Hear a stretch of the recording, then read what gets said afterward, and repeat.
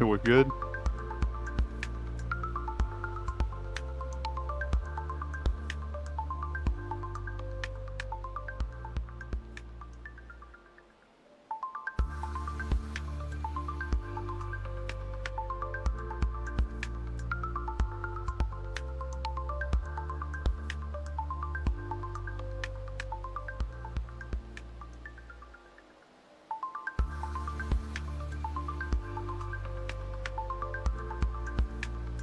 Do you have like a well, real quick before we hop in, can you hear me fine? Okay, I just want to make sure. Have you perfect. Um, so do you have like a soundboard or something that you use for it, or how do you handle? Because whenever I run OBS, I use my Stream Deck. I don't run a soundboard or anything.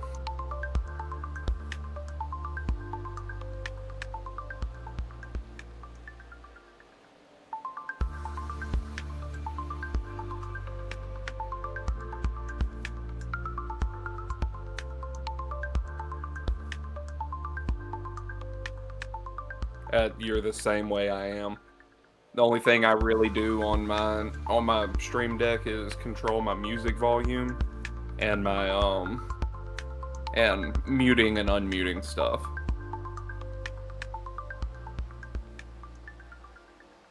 Fair enough.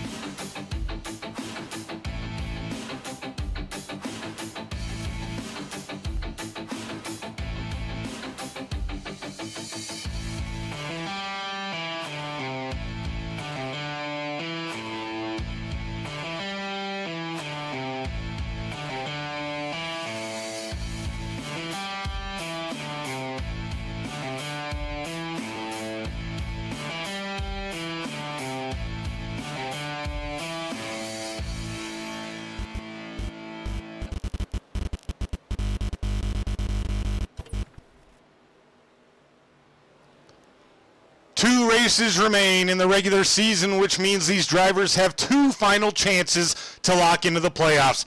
Welcome in, everyone. I am Joshua King, and joining me in the Dev Sports Cards broadcast booth this evening is the one and only Jesse Winnington. Jesse, good to have you with me tonight. We have Martinsville next week, but first, these guys have to take care of business at Atlanta. What are you expecting to see tonight? Well, clearly, Atlanta has changed quite a bit. So I'm expecting, it seems like a little bit of chaos. The track temp is really hot right now. Drivers are real loose coming off the corners. It's really difficult to push through the front stretch through the dog legs. So it's going to be real interesting to see if people can stay locked up and give those necessary pushes and not go too far with it. It certainly is, Jesse, and in this short amount of time that we've been having the opportunity to watch practice here this evening, we've seen a lot of chaos already. Let's pull up now the individual point standings coming into Atlanta tonight. And Jesse, we're going to look at Michael and Justin there, 10th and 11th, but they have wins despite the movement last week. 8th and 9th and 12th on back. Pretty chaotic coming into the last two races, I would say. What do you think? Oh yeah, and not to mention like these next two races, Atlanta's a clear wild card, and next week Martinsville. That's you can already write that off as a wild card as well. So looking at the standings, P8 all the way through P14 minus Lipicki and Parham.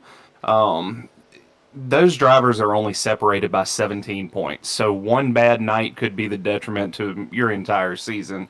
So these guys are going to have to be focused and locked in and ready to go going into next week. 100%. Anything could happen here.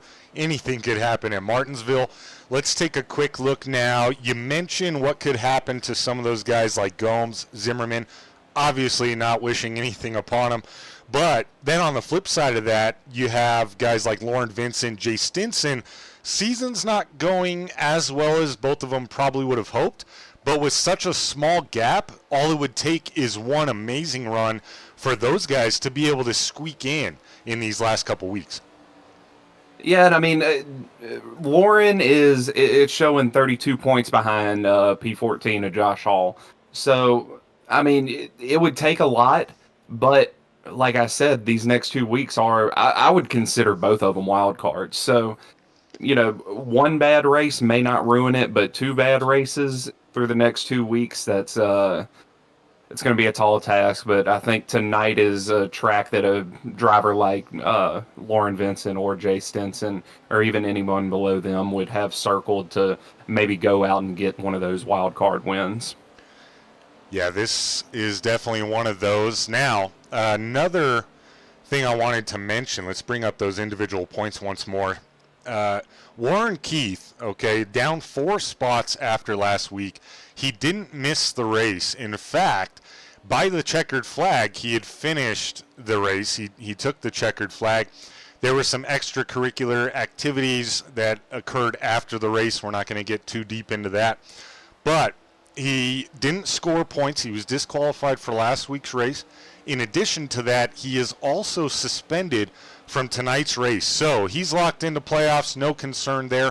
What do you think that could potentially mean, though, for this regular season championship race and the team championship race down the stretch here? So, coming from last season, I was lucky enough to be able to earn the championship in the Cup Series last season, but I didn't have a very good playoff run until Phoenix. So knowing how much that extra 5 playoff point, the bonus points that you get, how much that means to a driver going into the playoffs, that's definitely something difficult that you have to overcome. But even more than that, I don't know if the team points are updated pre or post penalty.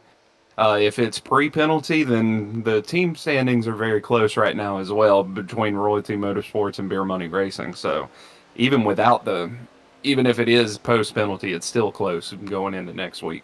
They certainly are, and about a 36-point gap as we take a look at that on our screen now. Royalty Motorsports still leading the way. Beer Money Racing, strong performances coming on strong as of late. Venom, Tank, Neon, a lot of household names here for the SCSRA that perform week in, week out. Been here a long, long time. So let's go trackside now, Jesse, and we're going to interview this guy here in the 54. That's going to be Nicholas Walthorn, of course, in that red, white, and black Rowdy Motorsports Chevy Camaro. Let's find Nicholas.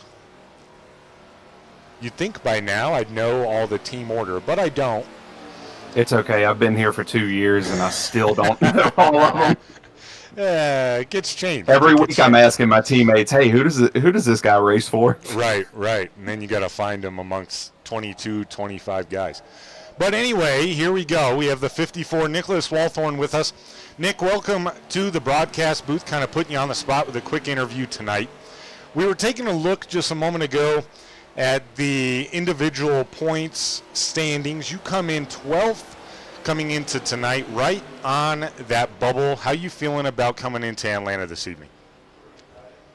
I feel all right. We're just out here to have fun. We're gonna make it count. And yeah, that's about all I got for you. Fair enough. Nick, this is Jesse in the booth. I just wanted to know, over the last couple weeks, you've had some strong runs, some strong top 10 runs. Sharn has kind of tapered off in those 2 weeks, finishing outside of the top 10, but he's been running towards the front each of those weeks. Does that kind of play in the back of your mind as a driver going into the playoffs with the points battle so close? How does that affect your mindset? To be honest, it really doesn't. I feel like, we had a really tough start to our season. We had a lot of strong runs at the start of the year that just didn't pan out in the end for us. We got caught in somebody else's mess, and unfortunately, I think that's happened to Sharn the last couple of weeks as well. And it's really hard to recover from. I think, Martinsville's kind of a wild card. You never know what's going to happen there.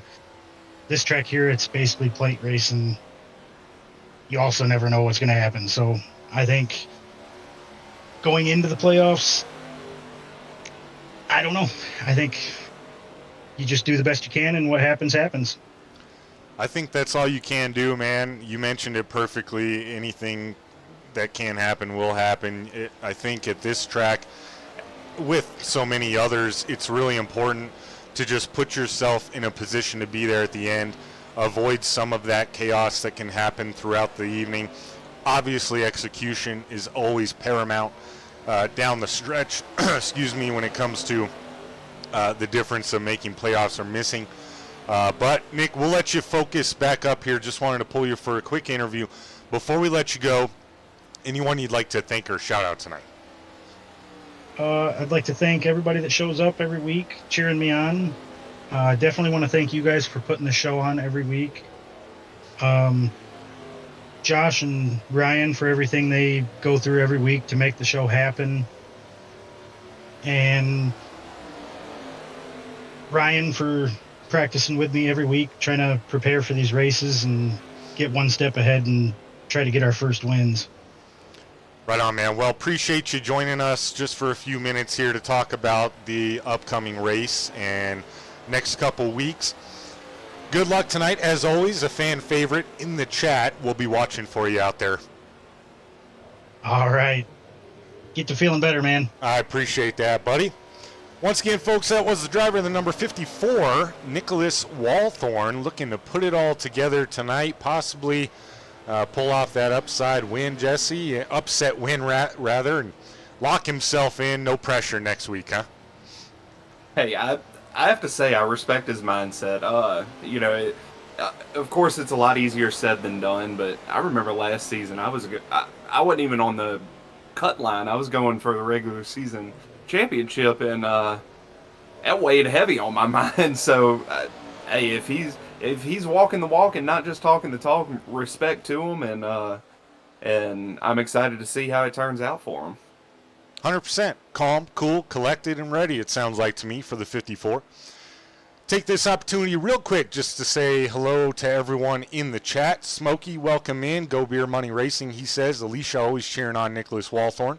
Race Car Wayne, Ryan Hufford was asking about traction control options at lunch today.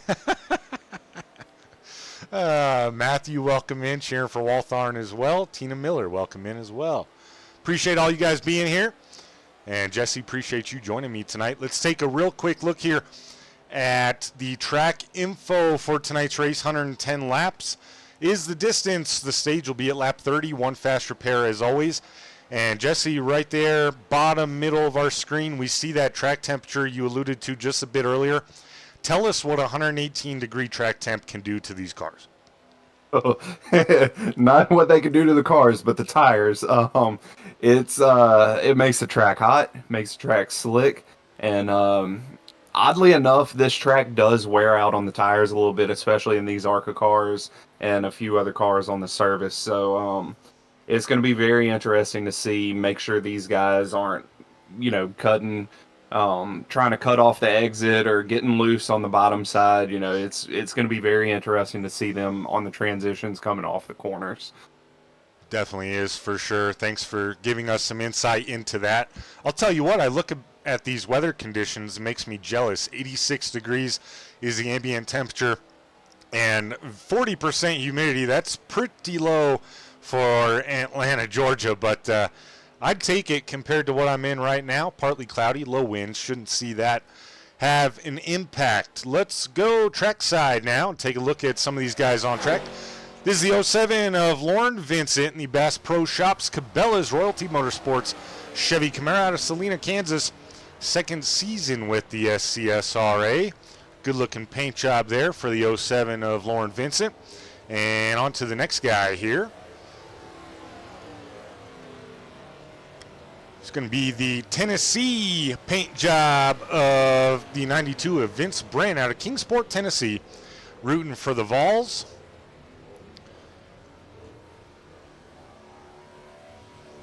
Newcomer this week in the Royalty Racing Network, number 72, Toyota Camry. Another Toyota, Jesse. Only 3 set to make the grid this evening, but a very bright purple and white paint job for Matt Baines in the 72. If you're watching the broadcast, you may recognize Baines from the Wednesday night Dev Sports Cards Next Gen series. And right in front of him, that's the Bass Pro Shops Redhead Chevy Camaro. 43 of Garrett Walden out of Hendersonville, North Carolina. Teammates, Garrett Walden and Matt Baines.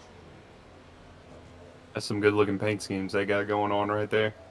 Yeah, all the Royalty boys, well, with the exception of Baines, obviously, he was late to the party. But everyone else decided to have Bass Pro Shops paint jobs done. Unfortunately, I can't say they're an actual sponsor of Royalty Motorsports or Royalty Racing Network, but nevertheless, they're on the cars. Jesse, you know this guy. Tell us about him.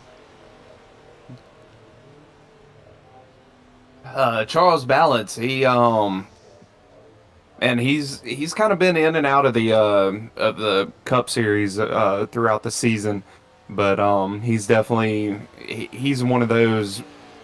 Definitely always a force whenever you're looking at these plate as Gary Walden gets turned mid-corner. Woo!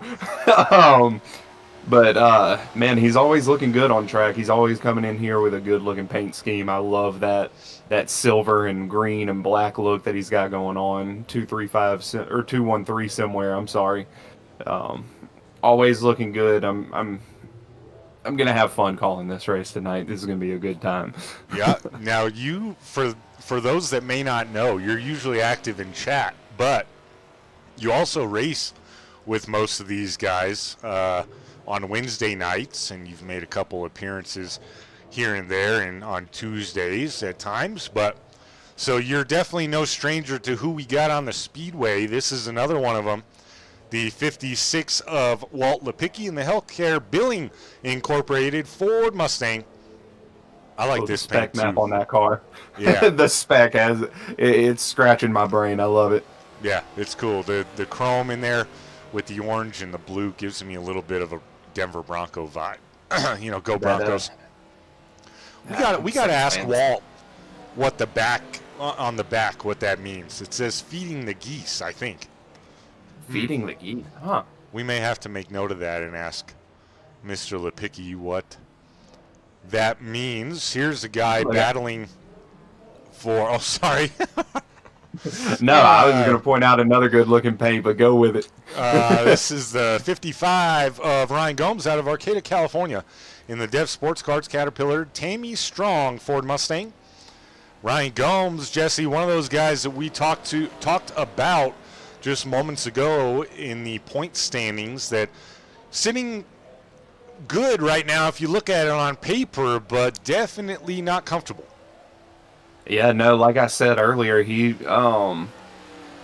He is currently sitting P8. I mean, looks great on paper, but considering he's only 17 points above 14th and really, really only 8 points above 12th place of Nicholas Walthorn, you know, like I said earlier, one bad race that could turn everything around.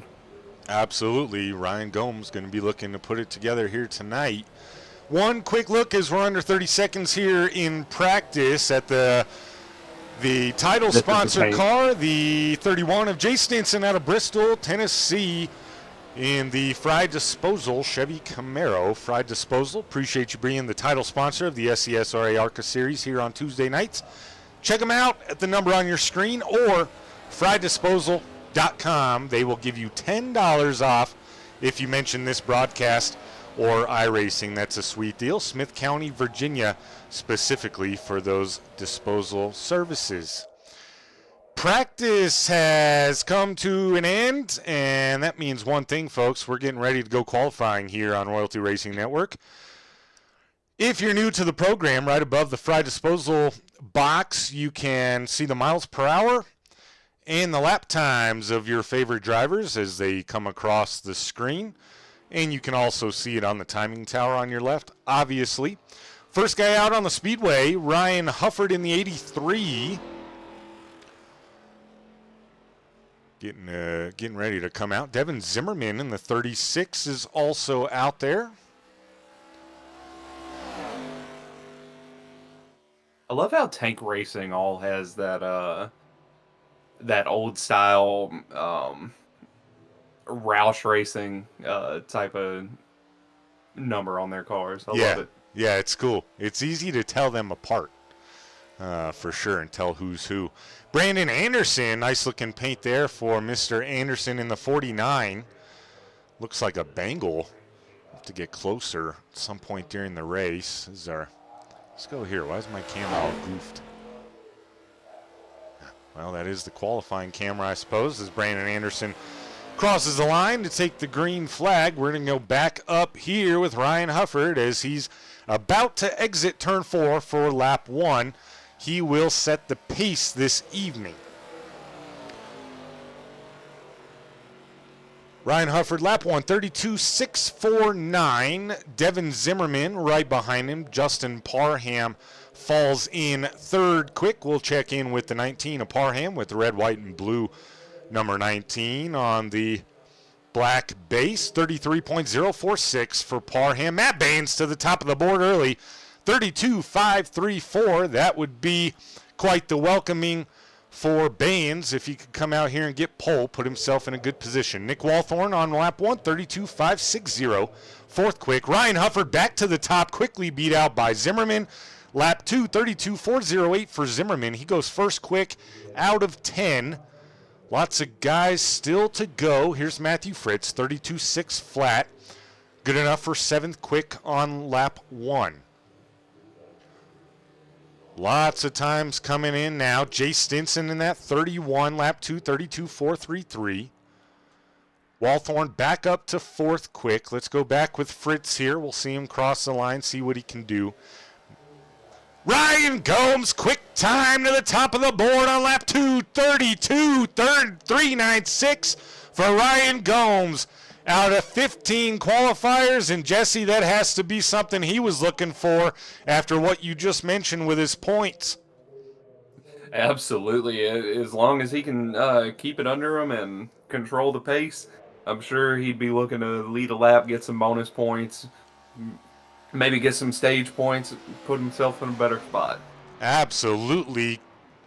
Crunch time for Ryan Gomes, and he delivers. 32.552 for Lauren Vincent. He goes 15th quick. A couple guys still out there. Fritz is done. Parham is done. Looking for somebody. Here's Garrett Walden in the 43. 33.232. 17th quick on lap 1. Definitely will look to improve on lap 2. Will Walden. Kenneth Redinger still out there. AJ Evangelista, Phyllis Jr., Vince Brent, Sean Hill still to go. Lap 2 for Walden. 32.443, quite a bit better. He goes 7th quick. Ian Davis out there about to finish his lap 2, keeps it straight out of turn 4, dives below that red and white line, crosses the line, and 32.552 for Ian Davis on lap 2. He'll stay 16th quick. Kenneth Redinger, he put in 1 lap in the mellow yellow number 99 Chevy Camaro. Coming off exit of turn 4. See what Redinger can do. He's typically fast. Hopefully he didn't scrape the grass there. He will get a time. 32.410 gets him into the top 5. 4th quick for Redinger. Evangelista, Phil Ellis Jr., Vince Brent, Sean Hill, not yet to make an appearance. However, I believe 3 out of those 4, Jesse, have end-of-line penalties to start the race. So no real use to qualify unless you were trying to get a bonus point from the pole. Yeah, I mean, you're absolutely right about that. There's I can tell you anytime, I think I've gotten 2 EOLs to start a race in this league, and each time it's just about trying to get a better pit selection and hopefully get a bonus point for qualifying on the pole. Absolutely, and nothing to be nervous about for those guys, of course. We'll talk a little bit about that going forward in this track. Right now, though, let's bring up tonight's starting grid and go through it with you. Starting on the pole, Ryan Gomes in the 55. What a run for him. Matt Baines in the 72 in his first race will start second. Devin Zimmerman in the 36 will roll off third. Starting fourth will be the 99 of Kenneth Redinger. Jay Stinson in the 31 will roll off 5th. Nicholas Walthorn in the 54 will start 6th. Justin Parham in the 19 will start 7th. Garrett Walden will roll off 8th. Derek De Silva in the 16 will start 9th. And rounding out your top 10 will be the 67 of Matthew Fritz. Jesse? Starting in P11, it's going to be the number 26 of Josh Mueller. The 83 of Ryan Huffer will be in P12. 41 of Charles Balance in P13. P14 will be the 49 of Brandon Anderson. Walt Lepicki will be starting 15th. Josh Hall in the 81 starting P16. Ian Davis will be starting in the 69 car in P17. The 07 of Lauren Vincent, P18. Sharn Hill in the 05 will be P19. Vince Brent in the 92 will be rounding out your top 20. And to round out the last row of the field, AJ Evangelista in the number 5 car and Phil Ellis in the number 29. Right on, man. The grid is set. We'll take a look at that front row of Gomes and Baines getting ready to get going here. Only 1 parade lap here, not even. So going to go green here shortly. And what I was mentioning just a minute ago, Jesse, was Vince Brent, Sharn Hill, those guys battling for any point they can possibly get. No huge need to worry. This is a drafting track. You can make up positions in an awful hurry. In fact, sometimes not that bad. Being near the end of the field, you can kind of maybe avoid some of that nonsense that might happen early on. Absolutely. And I mean, you know, looking throughout the field, we got some guys that typically are up front in a lot of these races that are kind of towards the back right now. So it'll be very interesting to kind of see how these guys settle in and what is the aggression level going to look like. So I got a few things circled that I'm going to be kind of watching out for, just like I mentioned, and got a few drivers circled, some winless guys on the season that have a chance tonight as well. So it's going to be interesting to see how it goes. Certainly is, Jesse. 110 laps here at EchoPark Speedway / Atlanta. And let's go check in with our favorite flagman. Barney is ready to go as they come out of turn 4. Jesse, bring us to green. And the pace car is going to be dropping off the track. We got to wait until the restart zone. These drivers cannot hit the gas until the green light is on for them. Green is out, and we are underway. 110 laps at Atlanta Motor Speedway, or EchoPark Speedway. I'm sorry about that. I'm never going to get used to that. Me either, man. It's always going to be Atlanta. Exactly. Field's just 2x2 right now. It looks like some of the guys in the back of the pack are kind of singling out, trying to settle in, feel it out. These guys up front, side by side, you got some guys that looks like they're trying to see what line, how the runs are developing, all of that kind of stuff. So, at least through the first lap, we're going to have Ryan Gomes lead said lap. And looks like they're actually pretty tame, just 2x2 throughout majority of the field. Yeah, Jesse, based off what we saw in the practice session, I got to believe most of these guys coming out here pretty calm, pretty weary, conscious of how that practice went. A lot of guys were flipping, spinning, and whirling and twirling. So we see them bumping a little bit here through the corners off turn 4. Yeah. And something to keep in mind as well, these drivers, they have super speedway rules, so they are not allowed to drop below the red line. I heard it in the drivers meeting pre-race, so that's going to be something to kind of keep an eye on. And like I said, it's tough to push through the front stretch with those dog legs, so it'll be interesting to keep an eye on. That's really good information for us to know and for everyone to know back at home. The 72 of Baynes looked for a moment there like he was going to clear Gomes. Big run for Gomes on that inside lane, though, and they pull back side by side here into 1 and 2. And Baynes leads that lap, and he's going to drop down to the inside, try to block that run. And, man, these cars, they generate huge runs throughout the straightaways, but it seems like the nose is being lost through the center of the corner. So that's not something I was expecting, but I love to see it. It definitely seems right now, obviously we're 4 laps into this thing, nearly 5. It seems like the big front, stack up. Yeah, huge Sorry, stack up. Stack No, up you're midfield. totally good. Yeah, it looked like Josh Hall maybe was the one there. He'll stay in line. Everyone good, clean and green here. But it looks like the front stretch definitely has a little bit stronger run capability right now. And as I say that inside line with Walthorn going all the way to the front. Holy smokes, he came out of nowhere. Yeah, it seems like every car that I've ever driven here, the outside line is the way to go if you want to get to the front, but it's hard to sustain the run long term on the outside. So watching how bad the noses of these cars are kind of washing up the track through the middle of the corner, it definitely makes more sense as we got another stack up midfield, and we had a little 83 kind of gave a little shove to a 54 teammate and kind of stacked up everybody behind him. Baynes had to let out and almost drove on the apron for a second. Yeah, that was definitely close, how they kept it as close as they did and tight there. Pretty impressive early on in the race. Take a look, guys, watching at home, that purple and white of Matt Baynes there, mid-pack now. Jesse, that's how fast it can happen at quote-unquote a super speedway-like track. He was just leading 2 laps ago. Now he's, what, 7th, 8th? Crazy. Yeah. Yeah, and I mean, you can see even back here, the P14 of Josh Mueller, he's kind of leading a little bit of a single-file pack of cars. It looks like people are just trying to settle in and make sure they keep their noses clean.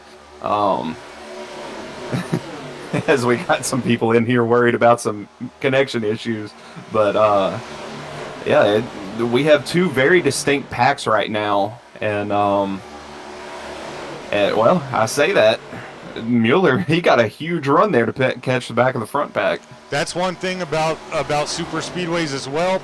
Mueller right now, pretty good spot. Oh, we got big contact, heavy contact, multiple cars up into the wall. Think that was Josh Hall up on his side. Looked like a push gone bad. Certainly did. Caution is out for the first time this evening. Let's go back, take a look at our Royalty Racing Network replay as Jesse will break down what might have happened here.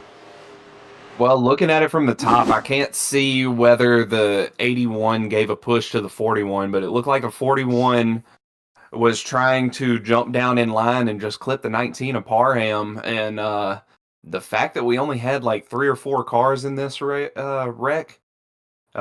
it could have been a lot bigger than that. But unfortunate break for for the 19 of Parham right there. He's fighting on that on the line, if I remember correctly. And yeah, just looks like a misjudgment.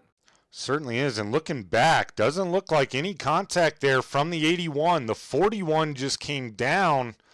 I think perfect words, misjudgment. Probably thought he was clear there of the 19, and hard impact there for all four guys. The 67 of Matthew Fritz also involved, not as poorly. And I will say, if you back it up just a little bit more, it looked like he was almost trying to judge, or the 41 of oh man, I wish I could remember these guys' names. Chucky Balance there in the 41. Yeah, it looked like, if you go even further back, like it looks like it almost started way back at the start-finish line. There was a huge pack that was just kind of halfway stacking up, and he let out. And whenever he let out, he sucked up the 81 of Josh Hall. Whenever that happened, I don't know if he just went down to try to dodge anything, or maybe got loose going through the second half of the dog leg. I don't know what happened, but something definitely happened, and it was a chain of events that lasted a good 300-400 yards. Could have. We did see that on the replay. He got in, Chucky, when I say he, I mean Balance, got into the 43 there just a bit. Might have caused him to be a little bit squirrely, I'm not sure. But back to live action here. Nicholas Walthorn leads the way. Ryan Hufford up there in second place. So the Hufford Racing boys off to a strong start this evening here on lap 11. Yeah, we got where did he start at tonight? Nicholas Walthorn is up 5 spots. He started 6th. Ryan Hufford, however, he's up 10 on the night and currently is the biggest mover. So Ryan Hufford right there in the 83 behind that just his goes teammate. to show how quick things can change. Not only the wreck, but I mean, we're only, what are we, only like 10 laps into the race, if that? Yeah, 11 laps into the race. I'm sorry about that. And people are already moving around and shuffling around that much. We're getting some big pushes. But I'd have to imagine that one bad push right there probably is going to stick in the minds of some of these guys. I know they have a fast repair, but it's always something that goes in the back of my mind. Hey, I don't want to get caught up in a second one and end my night. So. Yep. And there wasn't too much pushing going on there early. Like I say, I think that probably stems from what we saw in the practice session a lot of the time.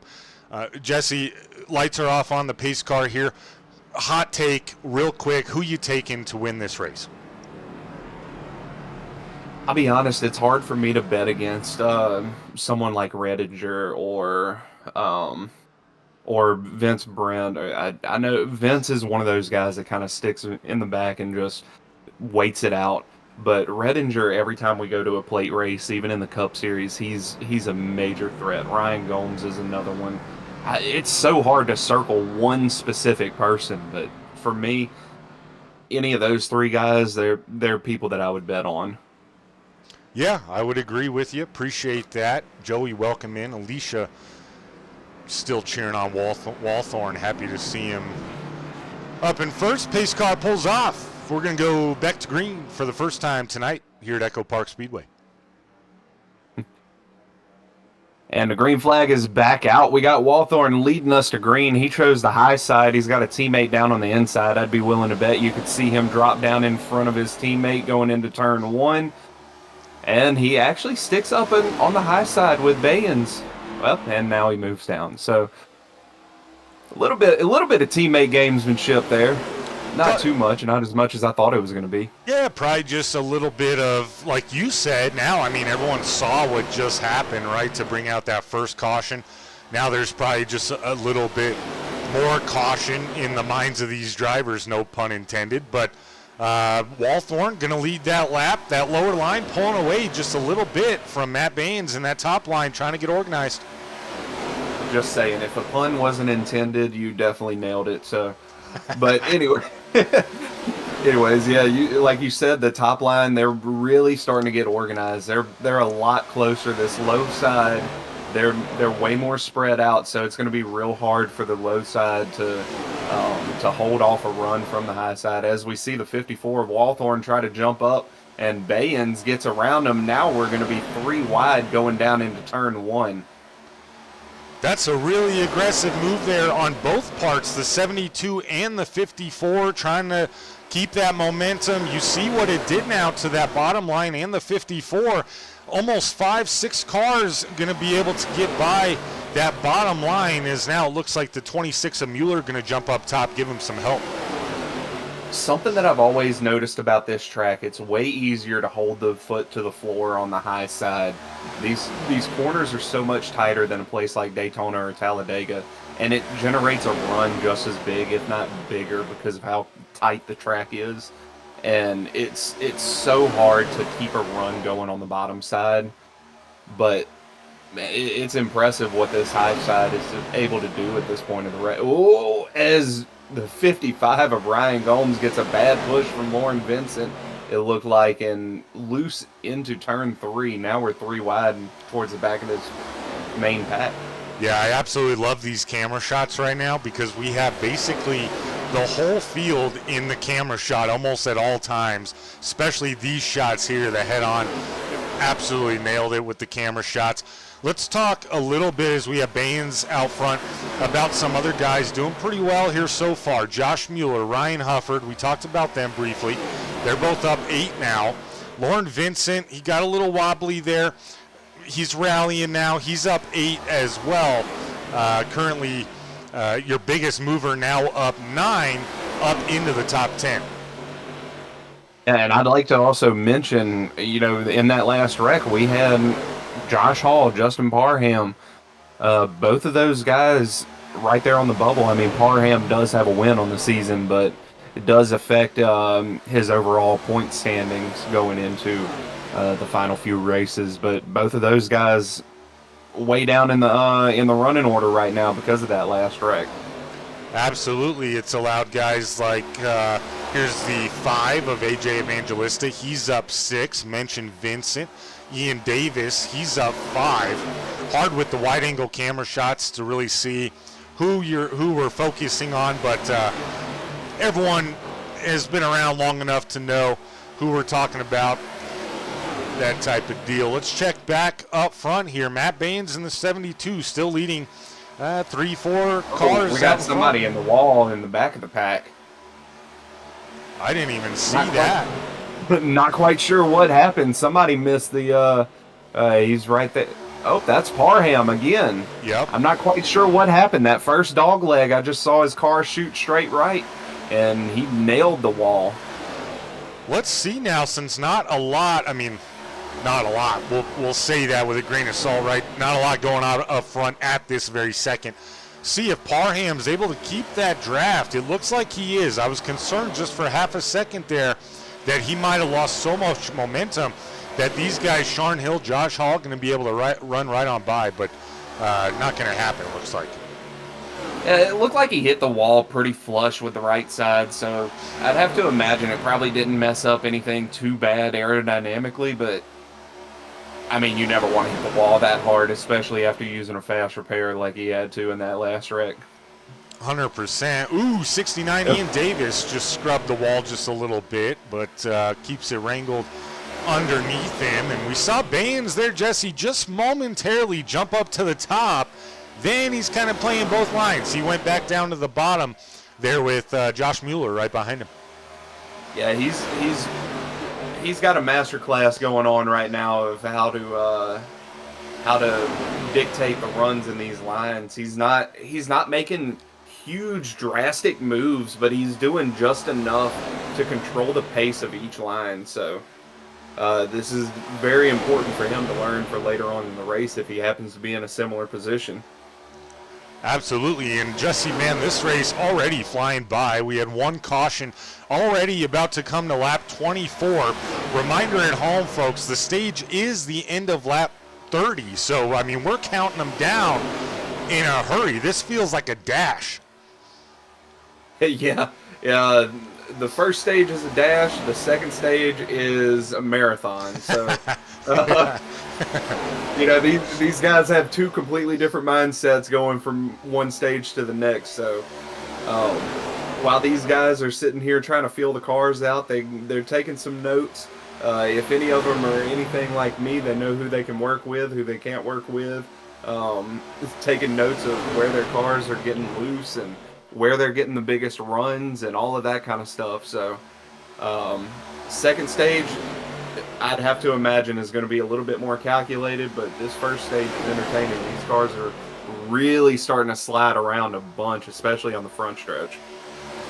Absolutely. We have a little bit of a gap here. We see Zimmerman as he will come to the center screen. That's the 36 gold green machine there, Ford Mustang.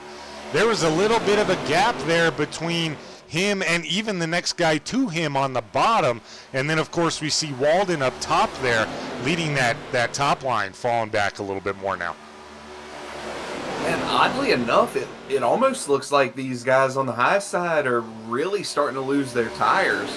So this would be the point of the race where I'm kind of taking those notes and saying, is it worth being on the high side? Like, is that track position worth it if I can save some tires and make up some ground later?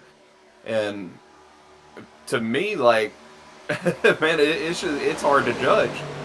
Absolutely. And right now, I'm glad you said that, because I was noticing it the last couple laps, how loosey-goosey some of those guys on the top line seem to be. And now we see a couple, I was just going to say this, if I was those guys on the top, I'd be looking for any opportunity to get to the bottom right now. Ooh, yeah, you're right about that, but who is that? That's 56. That is Lepicki, I believe. A great save. Wow. Amazing save. And I was just about to point out the 43 of Walden got a push from Walthorn entering turn 3, and I don't know if that may have caused a little bit of a stack up. I don't know if somebody saw his bumper headed towards them and they let up and it kind of caused a little stack up, but whatever happened, I'm just glad they all made it out of there alive. Absolutely, that was really impressive. That would have ended the stage, folks, if a caution comes out in a certain time frame before a stage, then they call that the stage. These guys battling hard here. Some separation once again, Jesse, between that 36 of Zimmerman and the 16 of De Silva. That's interesting on the bottom line.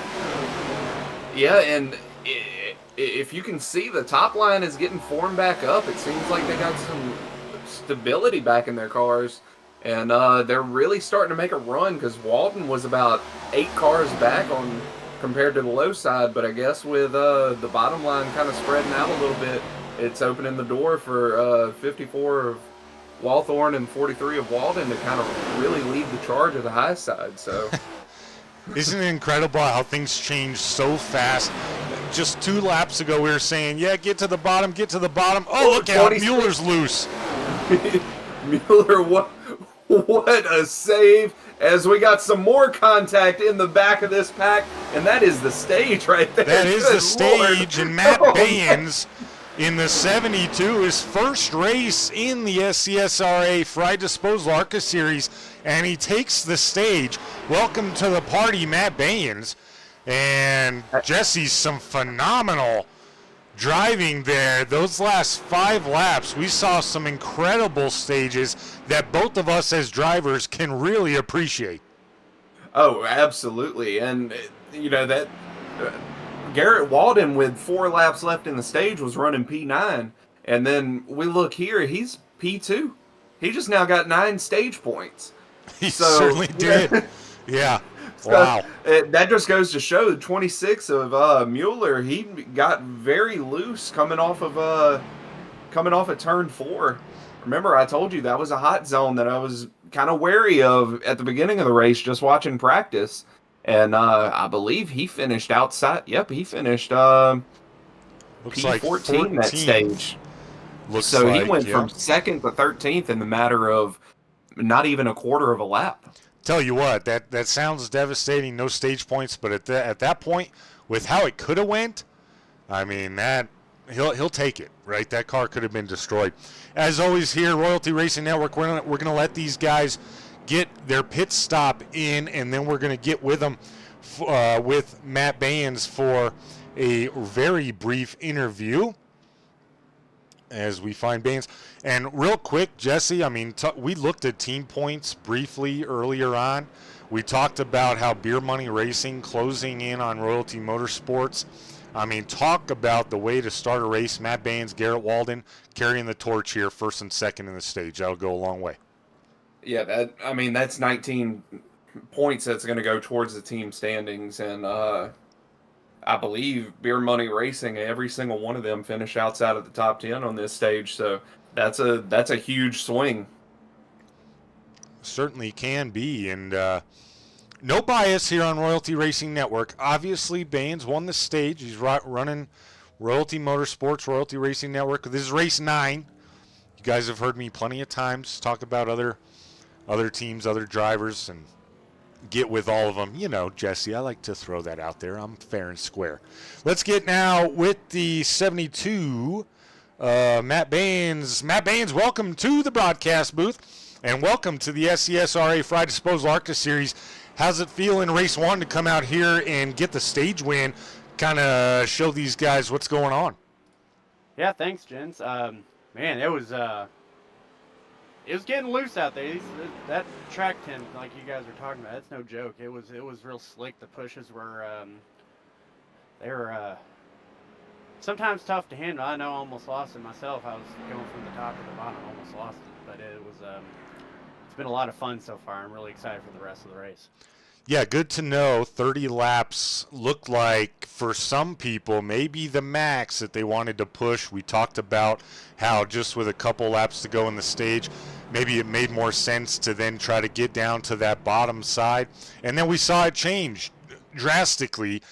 The bottom spread out, and then the top prevailed there late.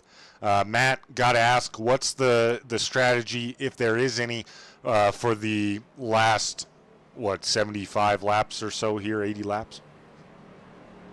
Well, normally in these types of races, I try to not be at the front, try to be at the back, avoid all the trouble. But I think track position is going to be really key here, because if you get a run, you know, and you got people that you can make it work. But man, if it stalls out and you get caught up in it, you're just right in the middle of it. And honestly, it's just going to be one of those luck races, if you will. Certainly can be. That's what we've seen at Atlanta before. Matt, we're going to let you focus back up as the lights on the iRacing.com pace car have turned off. Good luck the rest of the way, and congrats on the stage win. Thank you, sir. Once again, folks, that was your stage winner, the 72, Matt Baines. And Jesse, bring you back in now. I mean, he was even saying it got really loose there near the end of that stage. Yeah, I mean, you could visually see it. Just even somebody with little knowledge of racing could see how difficult it was towards the end of that stage. So I'm going to be kind of keeping an eye on, who's running the top, who's running the bottom, and see how different their cars are reacting throughout the runs as we end this, like I said, marathon of a final stage compared to the first. And the pace car dives down to pit road. Matt Baines, your leader. He's going to lead you to the green from the bottom side. Green flag is out. We're back up to speed, getting racing. Looks like Baines got a way better launch than anyone behind him. He jumps up right in front of Redinger to try to block the run that he had. I don't know. It looked like he didn't really like the way that was turning out, so he jumps back down to the bottom. And we got Redinger on the high side, right in front of Ryan Gomes, pushing him to the lead. Looked like Ryan Gomes wanted to go with him there, but just not enough space in such a short amount of time. But nonetheless, Redinger to the lead. As you mentioned, the 55 of Gomes leading that high line as of right now. Man, one lap into this stage, and these cars already look crazy loose going through the front stretch. So Yeah, it's going to be wild to watch as we're sitting here with 126 degrees on the track temp. Um, yeah, these tires are begging for mercy right now, but these cars, they are a handful and a half. It's gotten even hotter since just the practice session. A bit unusual at times to see that, but I want to throw out a word here, Jesse, that's going to be the key word the rest of the way, in my opinion, and it's patience. The patience you have to have with your tires, with passing, with getting low, getting high, all of those different things, all of it at a track like this, more so than others, requires patience. Absolutely, and these are the types of tracks where patience really is not the first thought in your head. You want to try to get that track position. You want to try to be up front. You want to be ahead of the chaos. You don't want to be a part of the chaos. And sometimes patience runs thin. So that's kind of the talking point that I was talking with you a little bit about earlier. Is the patience is going to run thin tonight with how you have to race this track. Going into a short track like Martinsville is going to be very interesting next week. Definitely. I mean, it's complete opposite from this one.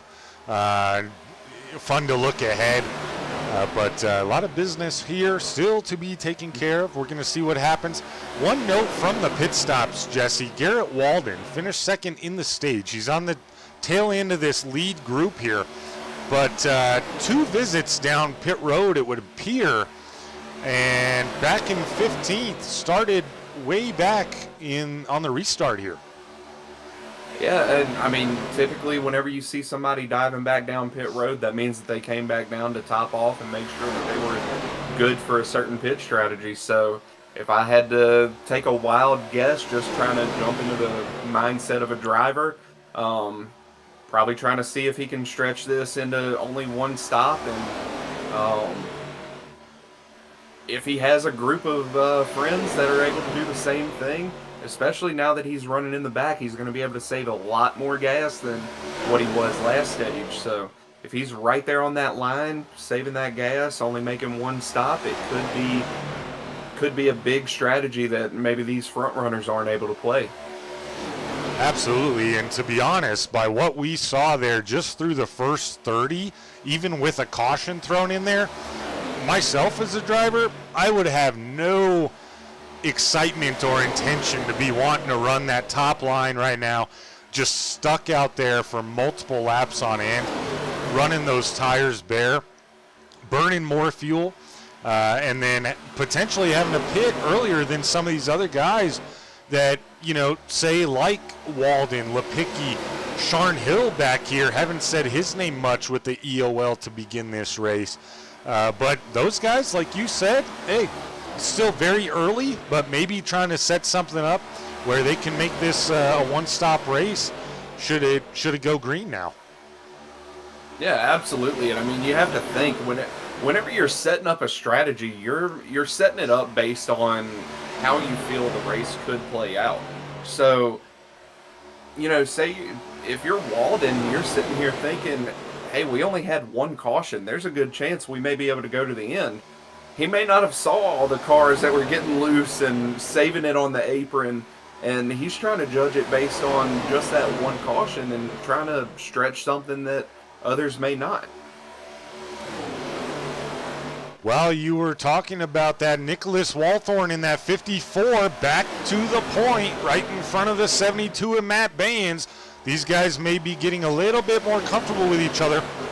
Jay Stinson flirting with that outside lane, got Matthew Fritz pushing him right behind him. Remember that word you were talking about earlier? The moves are getting bigger, the patience is wearing thinner. If I was Garrett, I may be a little worried about seeing all of that going on in front of me, but hey, if it all works out, then great.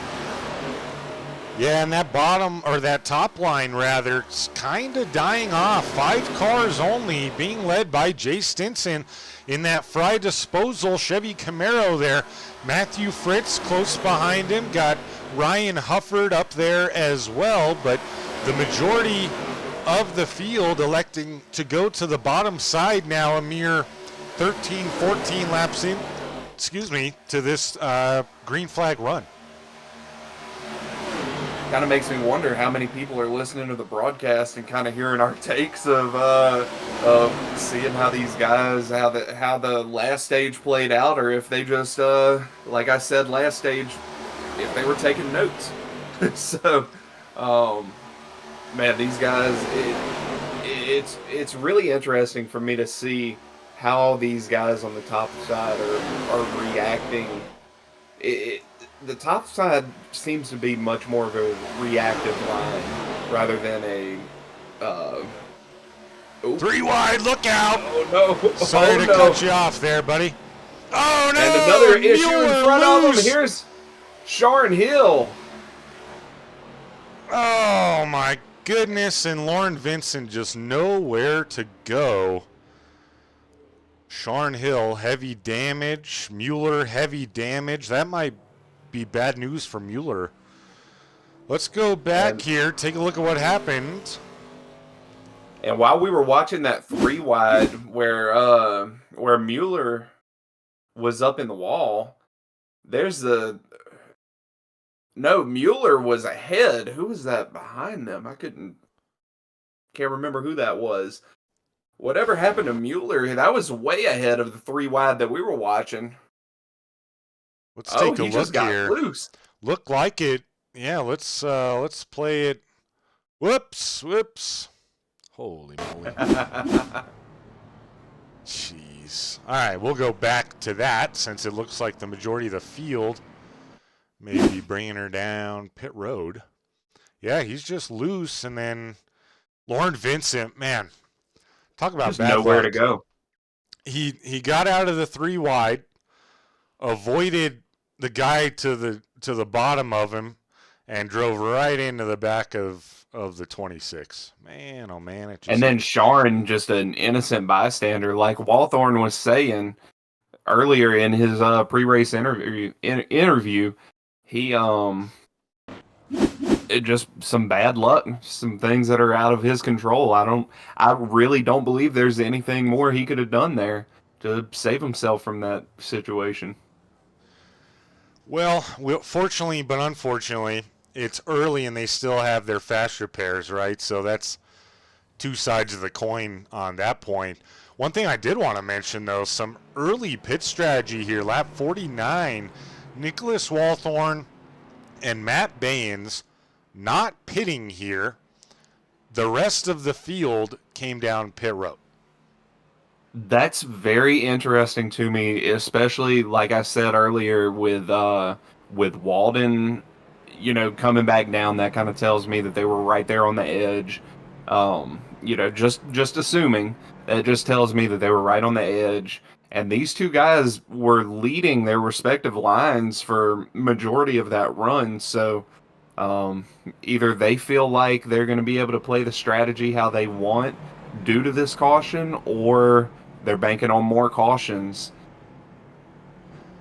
Yeah, gonna be interesting. I mean, we've seen before where it's kind of a 50-50 split, or even 10 cars staying out. Pretty decently long run there. I mean, we didn't get back green until lap 32, 33, I believe it was.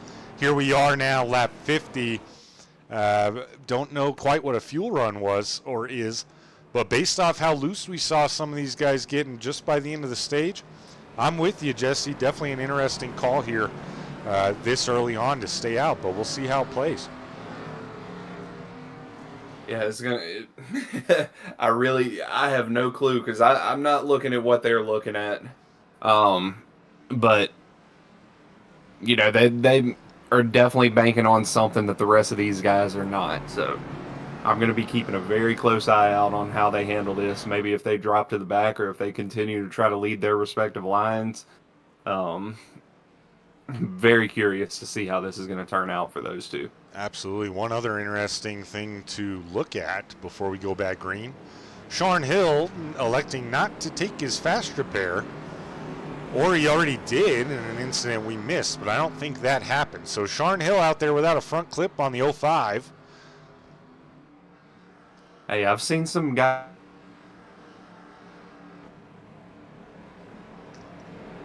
What were you saying?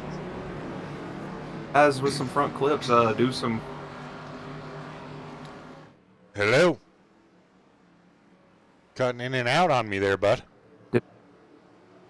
Oh, I don't know what happened there. I'm sorry about that. Oh, that's We're all right. back green. Yeah, there we go. Back under green. Nicholas Walthorn leads the way. Matt Baines is on the top side. Redinger, good jump. And then once again, pretty decent gap back to Zimmerman as Jay Stinson in that 31 drops low. Oh, and 69 of Ian Davis looked like he got loose coming off of turn 2. Kind of. He fell way off the pack, off the bumper of Parham, right there in the main pack. But we got the 99 of Redinger and the 72 of Baynes. That was a close call at the front. It certainly was. A close call is going on right now. I'm glad you saw that because I was thinking, oh man, that's gutsy. Looked like they were hooked up bumper to bumper, and the 72 just a little bit loose there around the corner. And they both held on to it. 99 of Redinger back to the lead.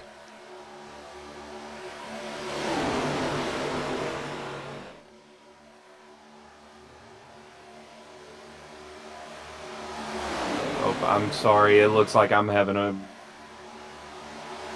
couple little internet what's going on. Oh yeah, cutting in and out just a little bit. That's all right. Let me go. Let me know when you get it back straightened out, and we'll get you back into the fold here. Matthew Fritz now looking for the lead on the top side is Justin Parham. Don't blink now. He's back with us. He was in that first accident in the first stage. Now he's in second as Parham and Fritz drop to that low line. That leaves the 69 of Ian Davis leading that outside lane temporarily now. Redinger going to jump up, give him some help. Matt Baines electing to almost do the same. Meanwhile, Ian Davis sitting there thinking, are you going to come help me out or are you not? I got to figure something out here. Kind of up there all by his lonesome. Has the opportunity now to drop in, and we've seen the top 7, top 8 now go single file just a few laps after the restart.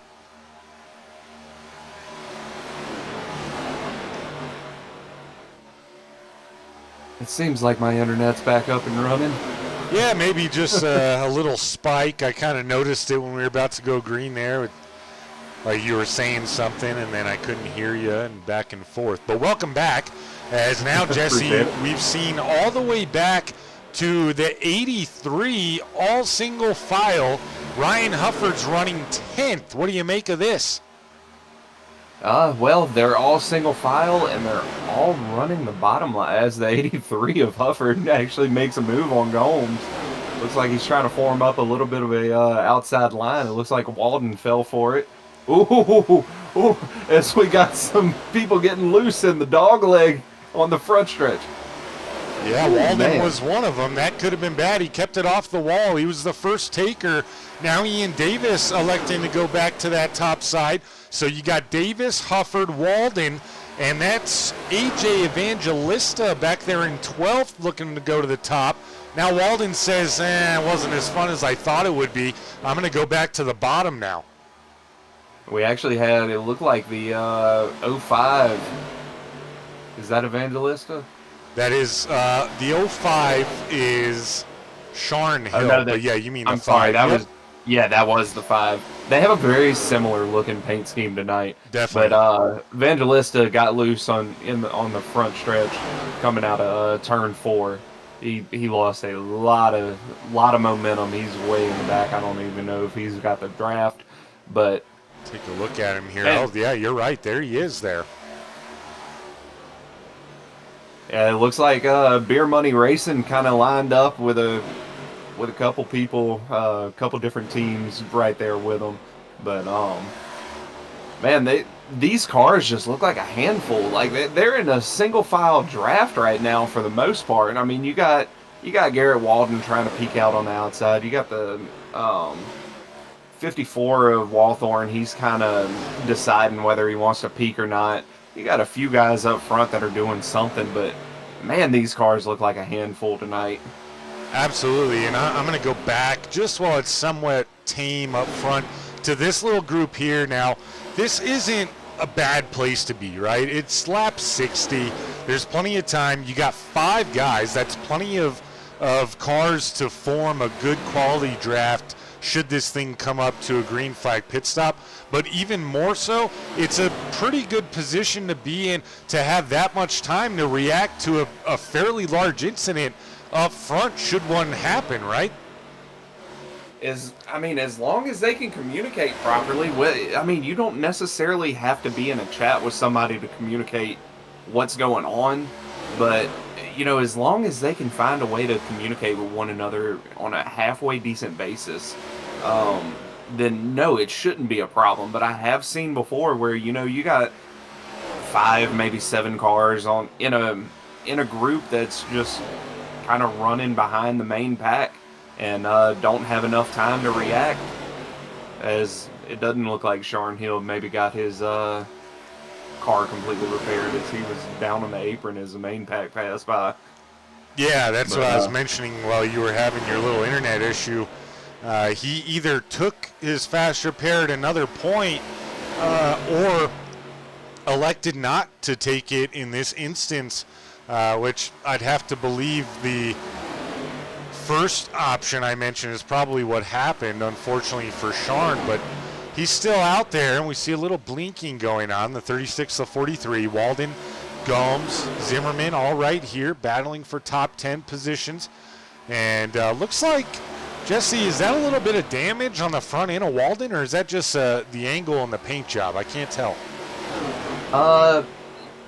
I'm looking at it on my screen. It looks like just the angle of the paint job. Okay. At least from the angle that I just now looked at, it looks like it's just the paint job. It's got like a little bit of a camo background to that dart. Yeah. And kind of throwing me off a little bit too. Hard to tell as now we see Ryan Gomes in the 55 pull off due to a blinking issue. I have to believe he'll try to catch the tail end of this lead group. More than likely, though, he'll fall back to that second group, which is here now. So they are making some headway with just these 4 cars. Josh Hall, something must have happened with Hall here in the 81, as now he's off the pace from even that secondary group. Yeah, and I was noticing kind of while you were looking at the front of the pack, these 5 drivers in that second group, they were shuffling around a whole lot more than I would have liked to see. So Josh may have just been wrong place, wrong time, shuffled out. I don't know the exact situation, but yeah, he's not. It's not looking too pretty for him at this point in time. Yeah, absolutely. And talk to us a little bit about what you mean there as we take a quick look at the 67 of Matthew Fritz, now in the lead. Your biggest mover as well, 9 spots up. So that's impressive for Matthew Fritz in the M&M pet sitting ride. But Jesse, you mentioned they were a little back and forth more than you thought. They were jockeying back and forth. Explain to us what you would have liked to see there from a 5-car group, ideally in a position trying to catch a lead group like this. Yeah, so I mean, from a driver's perspective, whenever you have a group of only like 4 or 5 cars, that's really ideal whenever we're talking about these plate style races. As the 72 of Bayens actually makes a move to the outside and briefly takes the lead right in front of the 54 of Hawthorne. But anyways, an ideal situation, you're going to want to try to stay tucked in line. The more you move around, the more you're moving the air around the slower it's going to make the pack as a whole. So while these guys are battling right here up front, if you look at the next 4 cars, they're all sitting there in a line. So those 4 cars that are in a line, they have a chance of organizing and being able to catch up. Well, as I say that, they're disorganized again. That group is getting smaller every time. Yeah, because they're not just staying in line and settling in. It's hard for them to make any headway. So, and now that they only have 3 cars, that's not going to be near enough to be able to make up enough ground like they would really want to. And you don't necessarily need to be aggressive with your pushes or anything like that. Just stay organized while you see everybody in front of you battling. It's like if you see, 3 wide battle in front of you at let's say Bristol. You just hang back, wait for them to make a mistake, and you can capitalize. But a place like this, just stay in line, stay organized, wait, just catch them whenever you can. And they're not doing a very good job of that. No, and now as I just showed, they're split up now to 3 cars, so could be an uphill battle for those guys in that group, and then everyone else kind of falling off behind. And speaking of fall off, haven't seen much from Matt Baines and Nicholas Walthorn, the 2 guys that elected not to pit. Baines back to the front. Walthorn still leading that outside lane now. Haven't seen him be as loose as I would have expected. But now at this point, what kind of comes to mind is how much longer till they have to pit. Yeah, I mean, those 2 are going to be at a huge disadvantage because they're going to be forced to pit way sooner than the rest of these guys. But if they're in a good team chat and they can come up with a good strategy of, like, say, hey, would everybody be able to make it to, let's just throw a number out there, lap 85. Could we all make it to then and pit at the same time while, some of these guys, they can make it all the way to lap 90, maybe 95. 72 and the 54 kind of at a disadvantage. They don't really have that option of when they can. It's just about, hey, can everybody else make it to when I can? Right. And then to add to that layers, we see the 31 of Jay Stinson, very loose, nearly gets ran over. Everyone keeps it off, though. Whew, that was close. But to add to that layer, Jesse, on top of that, now when they do come to pit, if this comes up, 2 cars is not going to be enough to do anything at all. No, not at all. Just like we were talking about with that 3-car pack, the second pack, who is now, you know what? I'm kind of curious now. Looks like about 7 seconds off of the pack in front of them. You only have 2 or 3 cars. You're not going to be able to make that kind of you're not going to be able to make up that extra speed with only 2 or 3 cars compared to 10, 12 cars that are in front of you.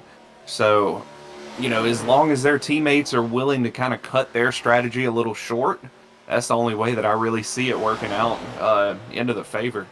Yeah, absolutely. And I have to believe that this lead pack kind of getting close to the idea of flirting with pitting one last time if this is going to stay green. I feel like they're in that pit window, and just when I say 72, that, 54, 43. here comes a couple guys. 72, of course, Baines, Walthorn, Garrett Walden coming down. We knew Baines and Walthorn were closer than everyone else, right? So, right. I mean, how much longer now as we turn the lead over to Justin Parham here in the 19? Good rebound from his first initial accident. How much longer do you think these guys are willing to go? If I'm being real honest, my goal in any plate race is to try to make that final pit stop as short as possible, whether it's two tires and one can of fuel, or no tires and just a splash of fuel.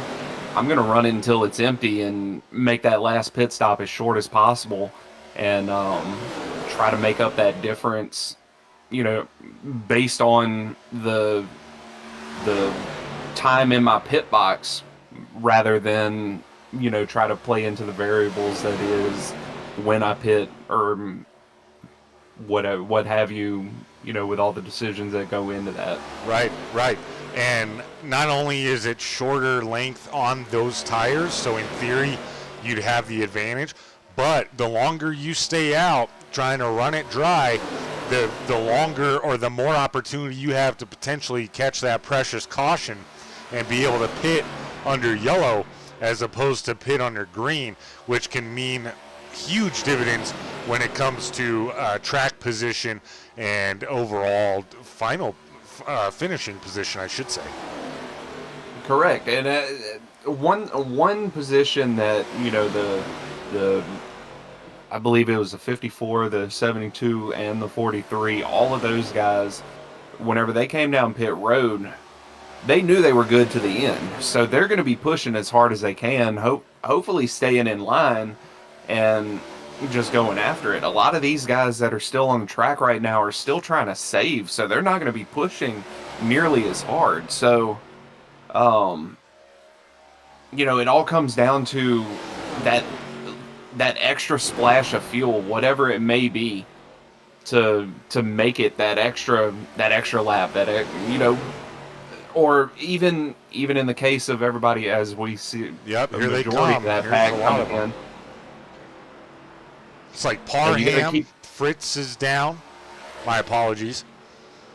I was just Redinger, gonna say, Stinson, go ahead. you got to keep in mind trying to come down pit road. It's a really weird pit entry here, so you have no speed limit at the commitment cone, but you have a speed limit once you make it to pit road itself. Yeah, it's a really long pit road. I mean, look at these guys. Perfect example. I mean, I couldn't have queued that up better. You enter into turn 3, and this is Ryan Hufford, Devin Zimmerman, Derek Da Silva now, your 3 leaders, all the way turn 4. Now, here's where that yellow cone right there, that's that speed limit cone, basically. And 69 to Davis is going to have to be careful. He's way down towards the inside. A rule of this league, and I've seen it bite some people before, you have to stay out to the right-hand side or the outside lane, depending on where the pit wall is, until you get within 4, I think it's 3 or 4 pit stalls. Oh, and there is a caution. Oh, wow. Huge break for some of these guys, unless they're about to run out of gas. Yep. Ian Davis, Vince Brandt, Brandon Anderson, Phil Ellis Jr., Josh Hall, and probably the biggest winner out of that, to be honest. All these guys gonna be pretty okay as long as they have fuel, like you mentioned. But Josh Hall, I mean, he had to be close to pitting by himself. We saw him lose that little group he was with. Now all of a sudden stays on the lead lap, going to be able to pit here with everyone. And no big concern. I know the timing tower showing a ton of guys at least 1 lap down right now, but you got to figure they're not going to pit again.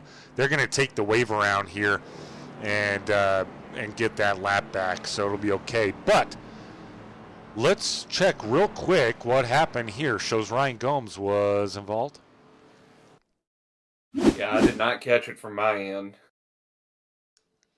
Got Gomes here on the screen. Looks like he's all by his lonesome. Oh no, he caught that transition. Oh, and speaking as a person that has had that happen, and the 5 of Evangelista. Or no, that was... Yep. Yeah, that was AJ. Yeah.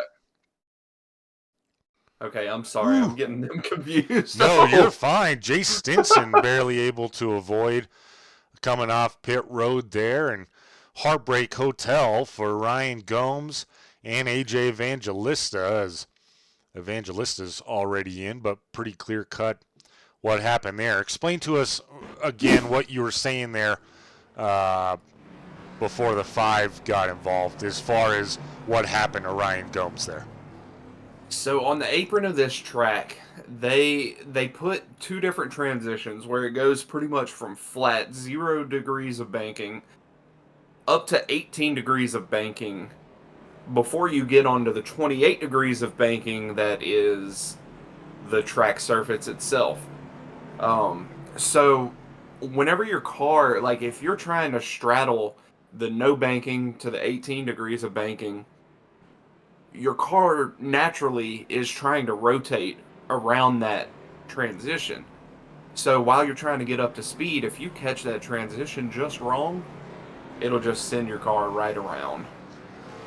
Yeah, not a good place to be, and we saw it there, and Ryan Gomes experienced it firsthand as he had to bring her down pit road again, I have to imagine. Ryan Huffer leads the way. Devin Zimmerman, Vince Brent, Brandon Anderson, Phil Ells Jr., your top 5. Ian Davis, Josh Hall, huge beneficiary there of that caution. Josh Mueller, Derek De Silva, Matthew Fritz round out your top 10.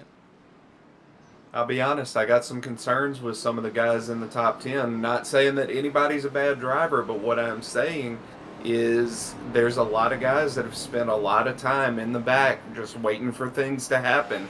And now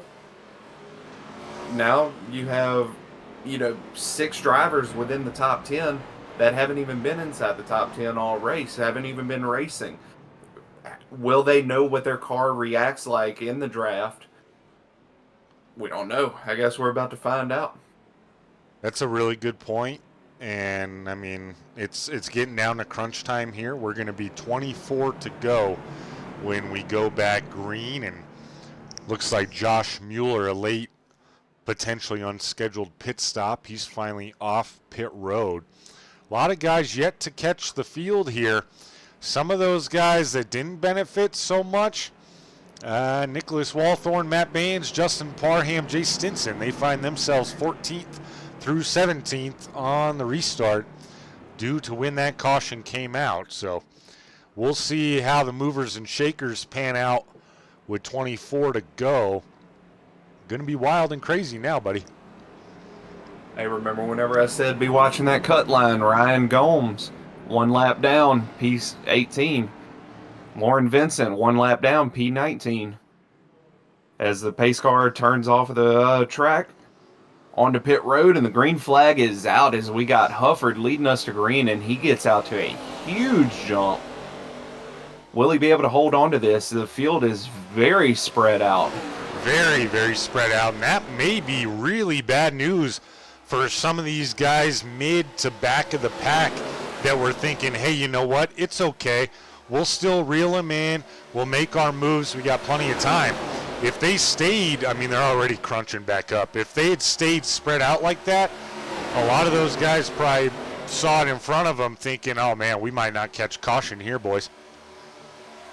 Yep, and that comes back into play with what I was talking about just before we went green there. We got a bunch of guys up here that have not spent a lot of time actually doing a bunch of racing. Vince Brent, he was one of my picks earlier. He hasn't done a bunch of racing tonight. He's kind of been staying in the back and keeping the nose clean, which he's done a very good job of that. But, now he's up here trying to lead the high side, and it's kind of halfway checking them up. It is for now, and Devin Zimmerman led that lap. Good to see him running up front as well. Vince Brent, a fan favorite typically in the chat, and already, Jesse, 2 groups, one much bigger as we get them full shot there. Then you go all the way back to this guy, Nicholas Walthorn, Matt Baines, the rest of those guys, 6 cars spread out, and that happened in an awful hurry. Yeah, it didn't look like those guys that got the wave around were able to catch up 100% before we dropped the green flag for this restart. So, we got Garrett Walden, who's tail end of this lead pack. And then a little bit over a second behind him, we got Nicholas Walthorn. like I was saying earlier, if they can stay organized, it could be really good for them. But I mean, we have 25 laps to go, and they need to stay organized. Brandon Anderson absolutely on the back bumper of the 92 Tennessee Vols Toyota Camry of Vince Brent onto the backstretch. That top line prevailing right now is now 4 cars dropped to the bottom. Whew, that was close. It didn't look like Vince really wanted to go down to the bottom, but he just kind of followed, and it almost caused a big-time stack-up. But and now we got Fritz on the high side. Like I said earlier, Redinger, he was the one that I had circled, but he's doing the pushing right now, and doing what I was saying earlier. He's always a guy that finds his way up front towards the end of these plate style races. Certainly is, and one guy I know probably definitely looking for a caution right now. He's up in the middle of this mix. That's the 07 of Lauren Vincent. Was having a really nice race, barely missed stage points. He's up with the leaders right now, trying to hang on to the lucky dog, or maybe even get a lap back the old-fashioned way and time a caution just right. But nonetheless, he's up there mixing it up. That back group, though, Jesse, has all of a sudden caught these guys, as now look at where Josh Hall is with the rest of those guys we just showed separated a mere 2 laps ago. Hey, answer one question for me real quick. All right. What was the word you said earlier? Patience. What do you see none of right now? That exact same thing, yeah. I haven't seen much of it. No, it's wearing more and more thin lap after lap. As we got a slight breakaway of the top 5. We got them all single file, and then 2 by 2 all the way back through the back of the pack. But yeah, the patience is definitely running thin. We got. I know these lead lap cars. I know how it is to be either a lap car or even a lead lap car trying to battle it out for my position, and you got the lap car that's in the mix trying to get his lap backs one way or another. You know, the patience, it's wearing more and more thin.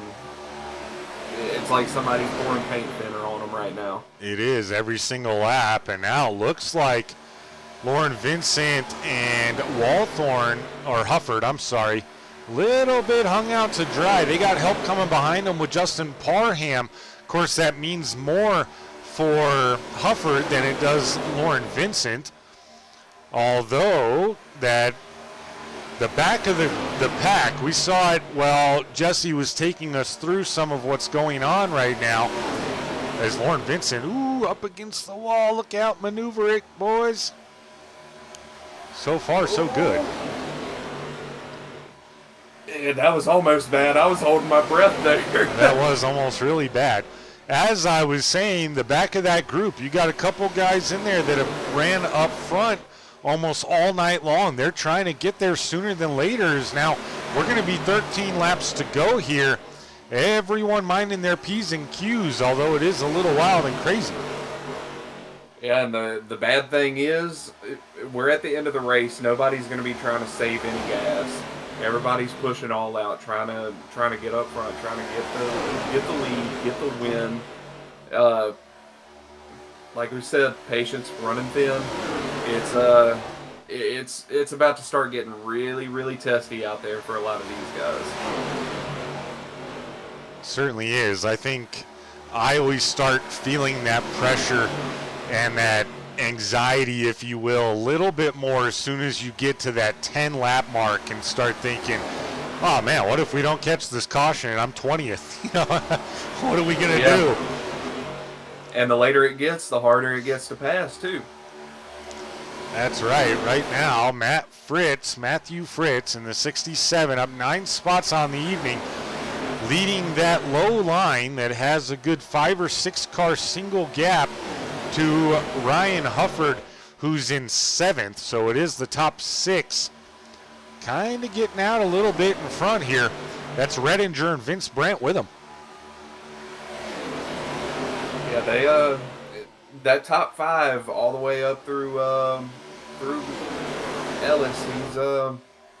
they've been kind of staying single file, staying tame, but it looks like Vince Brent's going to jump to the outside and try to bring the 49 of Anderson and the 29 of Ellis out there Look with out. them. And we're wrecking behind them. No Man. caution so far. I don't think there's going to be one. I was just going to say that. Both these guys went to the inside wall. I saw it start to happen, which is why I changed our camera angle to Parham. And it just went south from there, but both of them inside into the infield and pit lane. Tough break for those guys. So we're going to see a little something interesting go on this last little bit. We got Anderson right behind Vince Brent. This is the second time Vince Brent and Anderson have taken the lead by using the outside line. And the first time they dropped down to the inside and then got overtaken within 2 laps of dropping down to the inside. So are they going to keep on staying on the outside and try to hold track position that way? Or do you think you could see them dropping down to the bottom thinking they may be saving tires or something? I'm not sure. I mean, right now they seem awfully content to stay up top, right? That could change in a flash. But one other change that I noticed this time versus last time that you were talking about, they have a lot more help up top. I mean, that's 6, 7 cars piled back all the way to Nicholas Walthorn now, whereas before, 2 or 3 cars kind of toying with the idea. You know what I mean? Yeah, I'm going to make a joke for my daughter real quick. 6, 7. Okay, now I'm done with that. Oh, boy. And you got to think too. Look at the back 2 that are in the high line right now. We got the 72 of Bayens and the 54 of Wawthorne. So these guys, they have a real good chance of just trying to push their line up to the front and making up some positions like that. They also have some options. That middle lane keeps on opening up for both of them, and I wouldn't be surprised if we see some 3 wide coming here soon. As I say either. that. It's like Garrett Walden almost. Someone backed out of it, thinking better of it. Jay Stinson nearly 3 wide. Matt Bayens now 3 wide. He's in the middle. Josh Mueller on the inside there. Bayens able to clear. Woo, that got dicey, didn't it? And look at how much it changed the momentum of the outside line. Vince Brent went from a car and a half ahead of the 67 of Fritz to now a half car behind Fritz, just in the matter of 1 corner. It's absolutely right. As now they approach lapped traffic. That's going to be Justin Parham in that 19. See how they handle it. Looks like Parham making his intentions to go high. Very clear. Good job by the 19 of Parham. They're going to have to squeeze together here a little bit and make the field get by. This is a tough part to be 3 wide. Look out. Something I can say that I can very much appreciate watching these lead cars, the 67 of Fritz and the 92 of Brent. Both of them are holding very steady, very predictable lines. We've seen some of these guys get up front and it's tough for them to hold a line, but both of them are doing a very solid job, and I'm sure that's probably helping each of their lines respectively. I would agree. To me, it does look like that lower line. Oh, look out as we got trouble. Oh, Massive no, Brent. carnage with 3 to go. That is unfortunate. How did only 3 drivers get involved with that? Vince Brent, Phil Ellis Jr., Brandon Anderson, Ian Davis, perhaps. Let's go to the Royalty Racing Network replay and have Jesse walk us through what happened here. We're going to rewind just a little bit further from that. All right, we're going to take a look here at the 29 of Phil Ellis Jr. Tell us what you see. I'm just going to watch. I didn't see what happened exactly from the start, so I'm not going to speculate, but typically this is one of those areas where you could pretty much say a push gone bad. Yeah, I mean, 29 of Ellis, he gets off of the corner, makes some contact with Jay Stinson. That looked very minimal, though. I mean, we're still good right here. Yeah. There it is. 49. 49 catches the wall. Bounces down, catches the 43 of Walden, and Walden spins right up into Vince Brent. Oh, man, and heavy contact there for the 49. Vince Brent. Not too bad, I think. The 43 was there to shield him from any heavy contact. Can we go? Do we have a cockpit view for the 69 car? 69 is Ian Davis. Let's go Ian back Davis. here. We're going to go right along here with, well, that's way after the incident. Oh, no, he's got more damage now, though. Yeah, He must have gotten hit again. All right, this is all the way back. Man. Let's go cockpit. He almost made it through with very minimal damage. We'll play it live, or full speed. Oh, my goodness. Oh, nearly.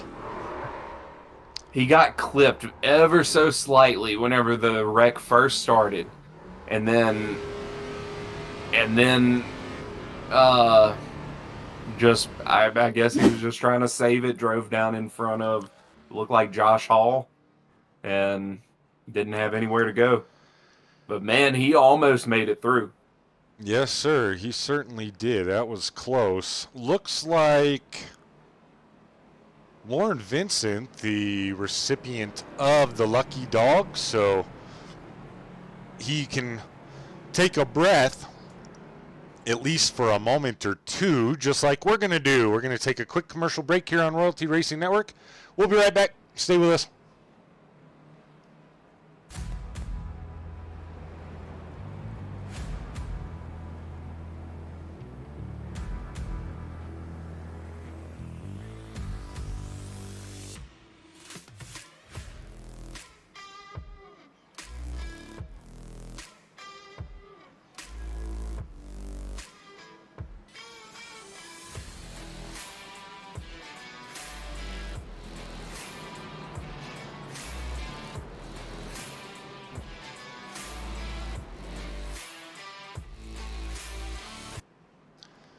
All right, we're back with you here as they stack them and rack them back up for a green-white checkered flag here, Jesse.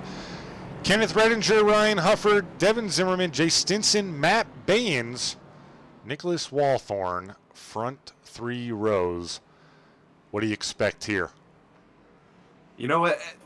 I'm not even going to give what I expect. I want to get the chat involved with this. All right. Everybody that's in the chat, y'all let us know. Will we make it to the checkered flag, or will we have another caution? Ooh, yeah. I like that. Y'all let us know. I just want the chat to be involved. Yeah, the chat's been We quiet. have 18 people watching right now. Let's get y'all involved. Let's see what y'all think. Wow, 18. That's a slow night, to be honest. All of Nicholas Walthorn's fans are here, as usual. But yeah, for the most part, pretty slow. Lights are off, though. Getting ready to go back to it.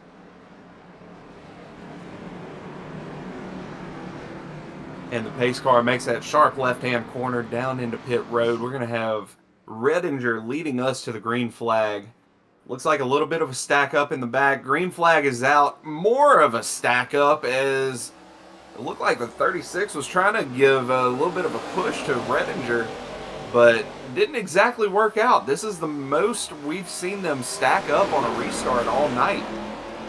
It certainly is. We've seen that front group, if you will, kind of get out to a little jump. Now, one thing about super speedway racing is they're going to reel you in, and Ryan Hufford to the lead now. Now, if they take the white flag here, oh, look out!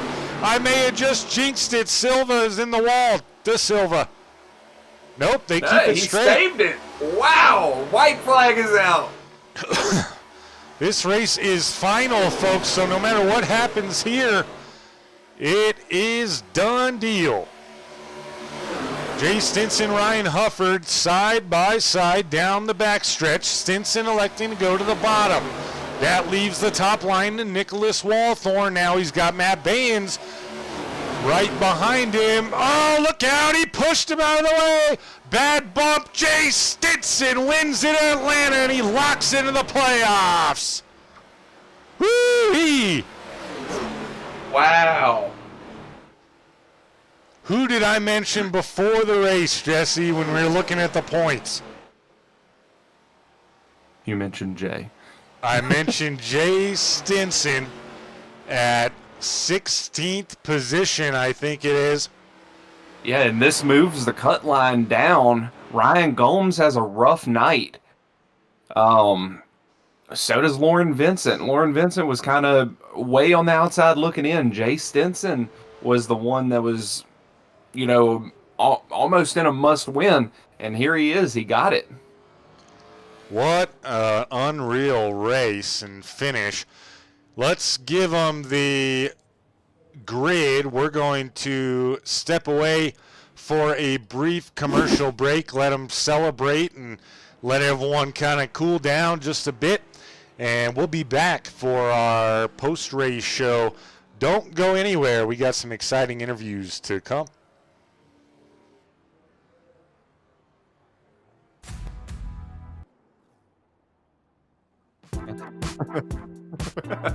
All right. Yeah, it was.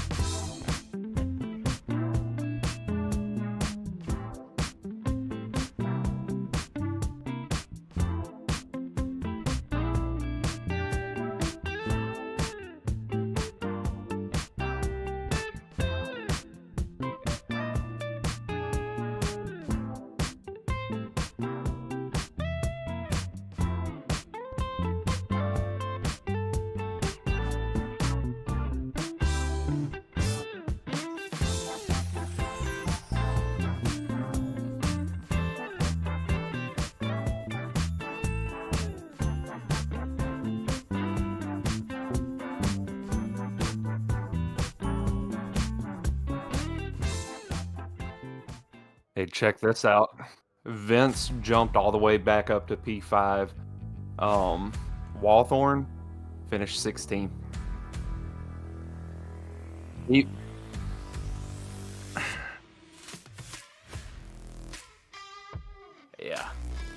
Dude, he was trying to get a push for like P3, P2, something like that. So that's a loss of 13 points right there. Roughly.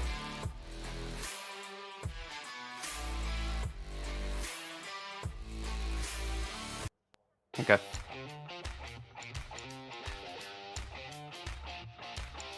Yeah, I'm already ready to see how the points are going to look going into next week.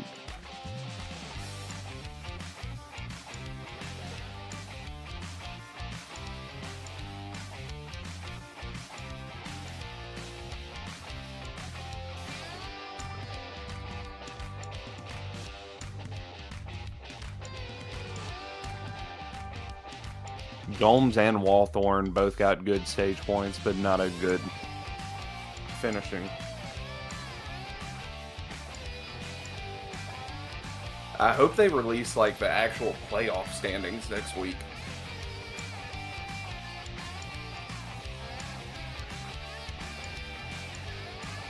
All right. You want me to take one of them, or you want to take all of them? Okay, 10-4. All right, folks, back with you here on Royalty Racing Network for the post-race show. Let's first bring you the full race results and go through how that went. Why it starts at 5th, I have no clue, but Jay Stinson is your winner. Ryan Hufford finishes in second. Devin Zimmerman in third. Matthew Fritz in fourth. Vince Brandt rounds out your top 5. Matt Bayens finishes 6th. Josh Mueller in 7th. Phil Ellis Jr. in 8th. Garrett Walden in 9th. And rounding out your top 10 is Ian Davis. Jesse? Kenneth Redinger finishes P11. Josh Hall comes in P12.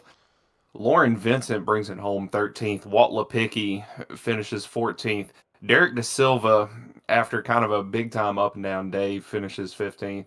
Nicholas Walthorn, staring a potential win in the face, coming to the checkered flag, ends up the last car on the lead lap, P16. Ryan Gomes, who was kind of low-key on the bubble, ends up coming home P17, first car, 1 lap down. Justin Parham, another guy that had an up-and-down night, finishes P18. Sharn Hill, rough night, no stage points, and rough finish, and he's right there on the cut line, finishes P19. Brandon Anderson, P20. AJ Evangelista, P21. And rounding out your field is Charles Balance in P22. Well done, sir. And our biggest mover on the evening for everyone at home, if you're curious, is Vince Brandt. Started in 20th. Yeah, that's right, folks. 20th. And he finished in 5th. We didn't say his name a lot tonight. He got up near the front late, but nothing against Vince. We know he's a heck of a competitor. He showed it tonight and brings home a 5th place finish. So well done for Vince. He was also outside the top 10 coming to the white flag, if that doesn't tell you how much things change. Yeah, things got shuffled. I'm excited to hear from these drivers, and we're going to start that off right now. First, we're going to get with our 3rd place finisher, the number 36, Devin Zimmerman. Devin, welcome to the broadcast booth. First of all, congrats on the podium, sir. Walk us through that last lap, what you were thinking. I was be a little bit more humble this week. I was just happy to get a top 10. Honestly, super speedway racing and drafting tracks, you never know what can happen. So you just kind of try to be there at the end. And I mean, on the last restart, I was there, but bad restart, the 99, and I just didn't time it right. I think I tried to take off and get a good push on him, and I just don't know what happened. If I went a little too early or if he didn't go right when the greens came, but it is what it is. But yeah, I was like, I'm good with the top 10, just keep it clean. And it just kind of opened up for me at the end. It looks like the 54 up on the outside got a bad push or something and came down, got the 99, and it just doors opened up and I went through. You sure did. And you came into this evening's race, Devin, in 9th place, up to after last week's performance. You're starting to put it together here now late in the regular season. So 9th, we just looked at it. We were looking at it all night, Jesse and I. The amount of points difference between 8th and 14th of the people that hadn't won a race. And I got to believe this feels awfully good to come out tonight and get a 3rd place finish. What's that do for you, not only confidence-wise, but pressure-wise going into Martinsville next week?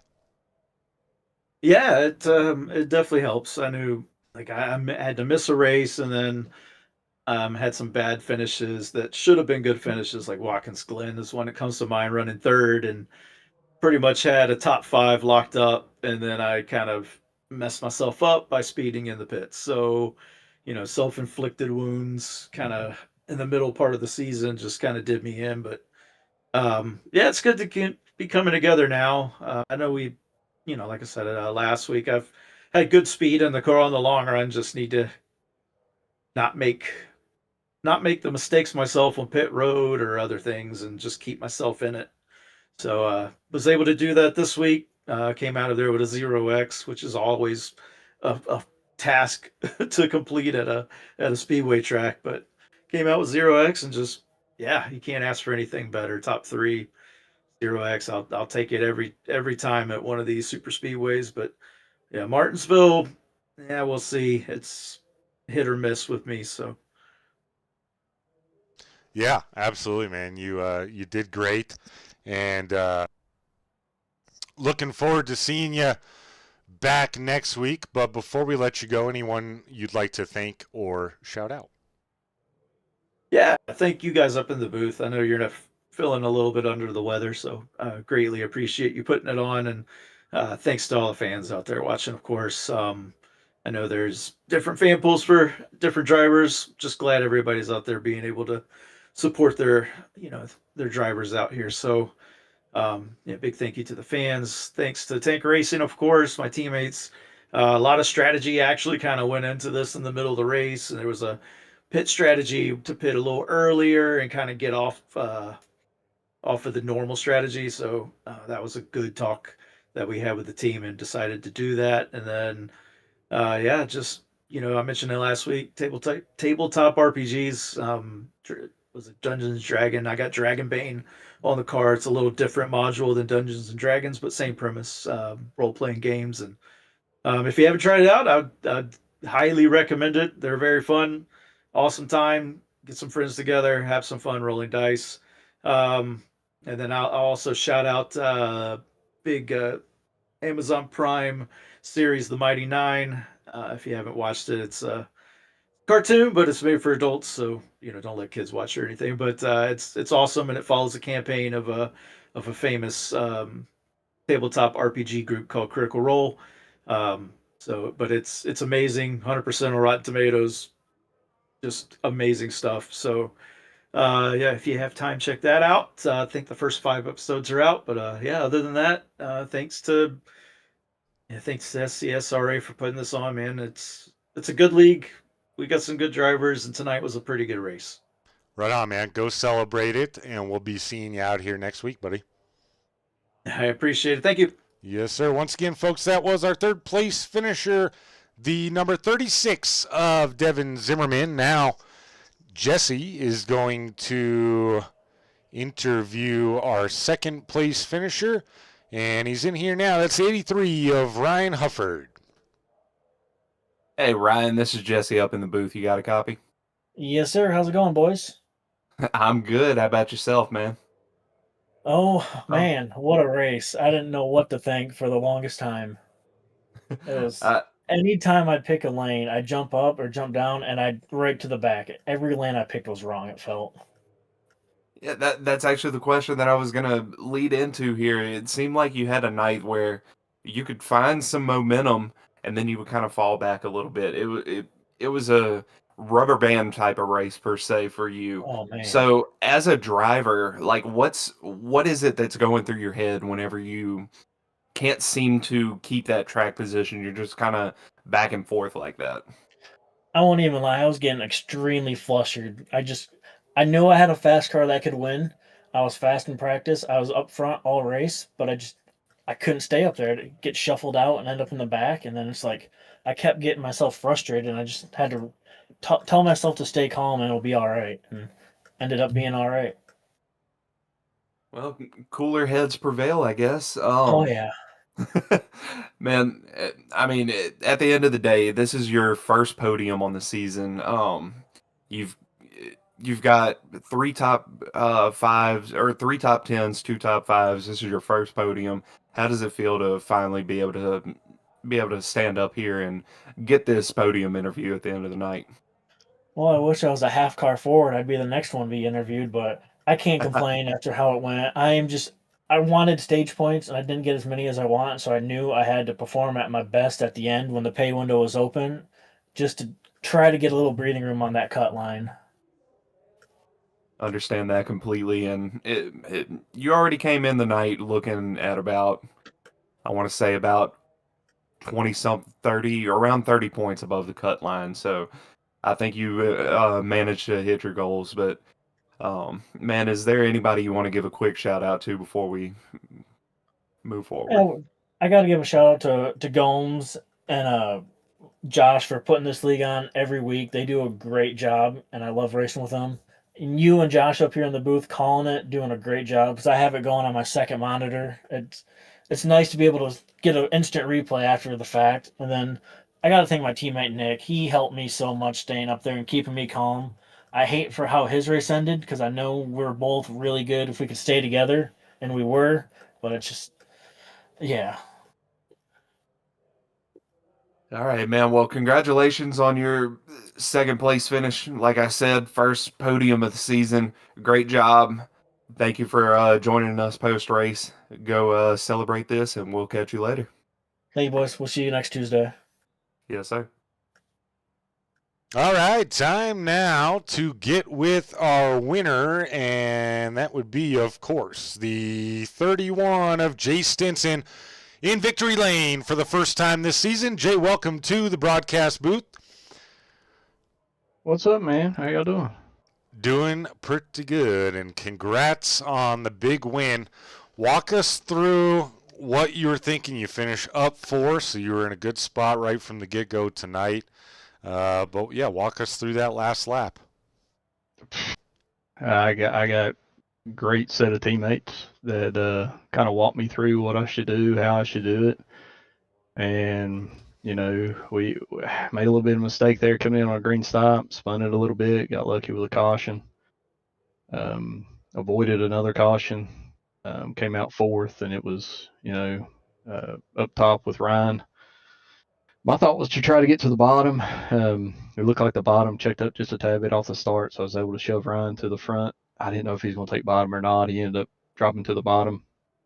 I stayed up top, and we kind of just raced it to the end. His teammate was on the high side. My teammate was on the bottom behind him. It was kind of funny. I was laughing because I don't think anybody was on our tails doing anything, so it made it kind of fun. And me and Ryan had a great little race right there. We came to the end. I was able to drop to the bottom. I saw he got a pretty good run. I was promised myself. I said I'm not going to block him if he gets to run and does it. It's not worth a wreck. So he got a pretty good run, and we made it a closer finish than what it would have been. So yeah, it was a lot of fun. I did not think I was winning it, to be honest with you. It's been a rough season, so it was good to get it.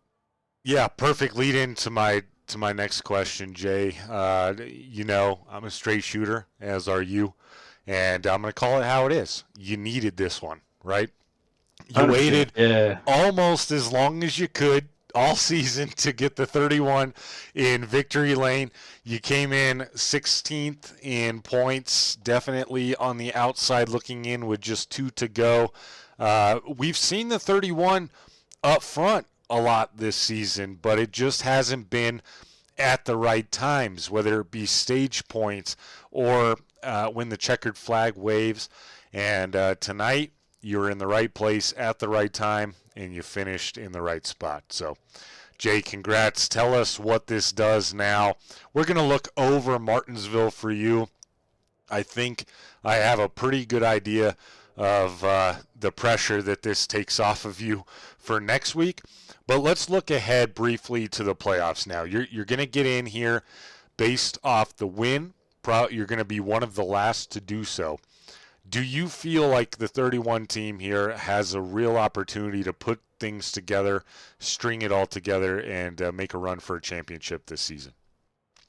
I think if with the tracks that are left, I think there's opportunity there. If my equipment will hold up, which is I think the running joke with most of the guys that run with me, is my equipment failure has been real frustrating here this year, and I think I've got some wood somewhere I can knock on once I say this. I think I've got it figured out at least enough to finish the year, and the guy's been really great about that, not giving me too bad of a hard time, just making jokes and fun of me. So it could be worse. I've probably taken a few out along the way here, but not trying to. So yeah, I think the right races. There's a lot of great competition, a lot of great drivers. So it's going to be tough, but that's kind of the fun thing about it is being in that situation to see what you can do against some of the best. So I got a great group of the teammates who are all in the playoffs as well. So it's going to be interesting. But I think the 31 could give it a run.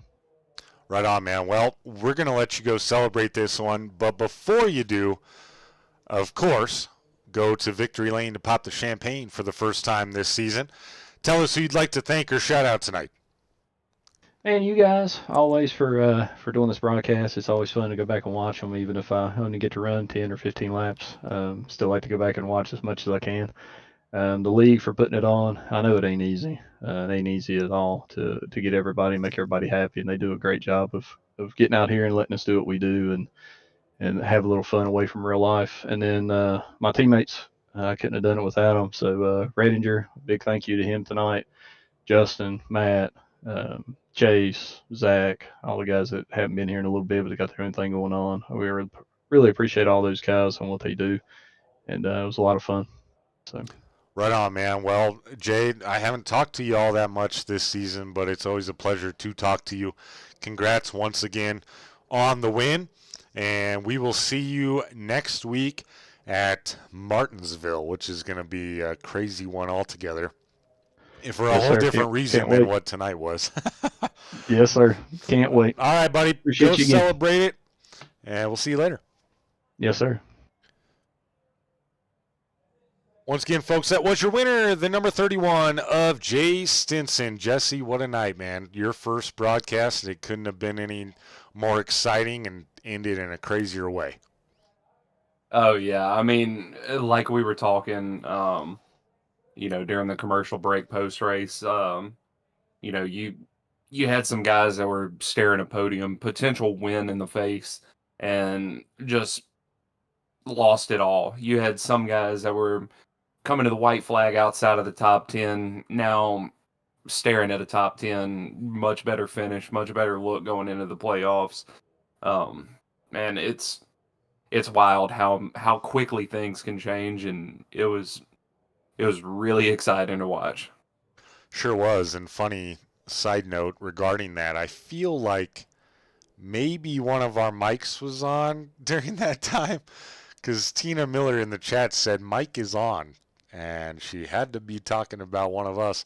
Luckily, we're both respectful gentlemen, and we enjoy all the competition out here, and we like all these guys. We didn't say anything silly. But yes, some of the behind-the-scenes chatter of either the broadcast or how the points may shake out, nothing but excitement there. But well, if that doesn't go to show, we can stay professional even when we think we don't have to be. Yeah, no kidding. Hey, we did good. We passed the test. It was all a test. But 9:15 here or later, depending on where you're at. So we're going to call it a night. But before we go, first and foremost, I'd like to thank Frye Disposal for being the title sponsor of the SCSRA ARCA series on Tuesday nights. Check them out at frydisposal.com or give them a call on the number on your screen that you've seen all night long. They do disposal and trash pickup in Smith County, Virginia. And that's one Jay Stinson getting the win for Frye Disposal tonight. Pretty darn cool there. Maybe they'll give an extra discount if you mention him winning the race tonight. Otherwise, $10 off your service. Still a pretty darn good deal. And then, of course, Majestic Promotional and Branded Apparel. Whether you run a company, a government agency, a sports team, or even a virtual race team, make every item into a statement with Majestic Promotional and Branded Apparel. You can comment for details, find someone to hit me up on Discord, and, of course, click the link in the description for your Royalty Racing Network or Royalty Motorsports gear. There's a ton of good, high-quality stuff on there. I have one of everything. It's all amazing. And finally, but certainly not least, SM Racing Products. Take your sim experience to the next level with custom-made button boxes, dashboards, flag lights, and more with SM Racing Products. If you don't have one, you got to get one. Check them out right now at sm-racingproducts.com. And as always, use promo code ROYALTY at checkout for 20% off of your purchase of $150 or more. That's a sweet deal. And for everyone here at the SCSRA Frye Disposal ARCA Series and Royalty Racing Network, and Jesse Whittington, my name is Joshua King. Appreciate you joining us this evening. Hope you enjoyed it. Have a good night. We'll see you next week.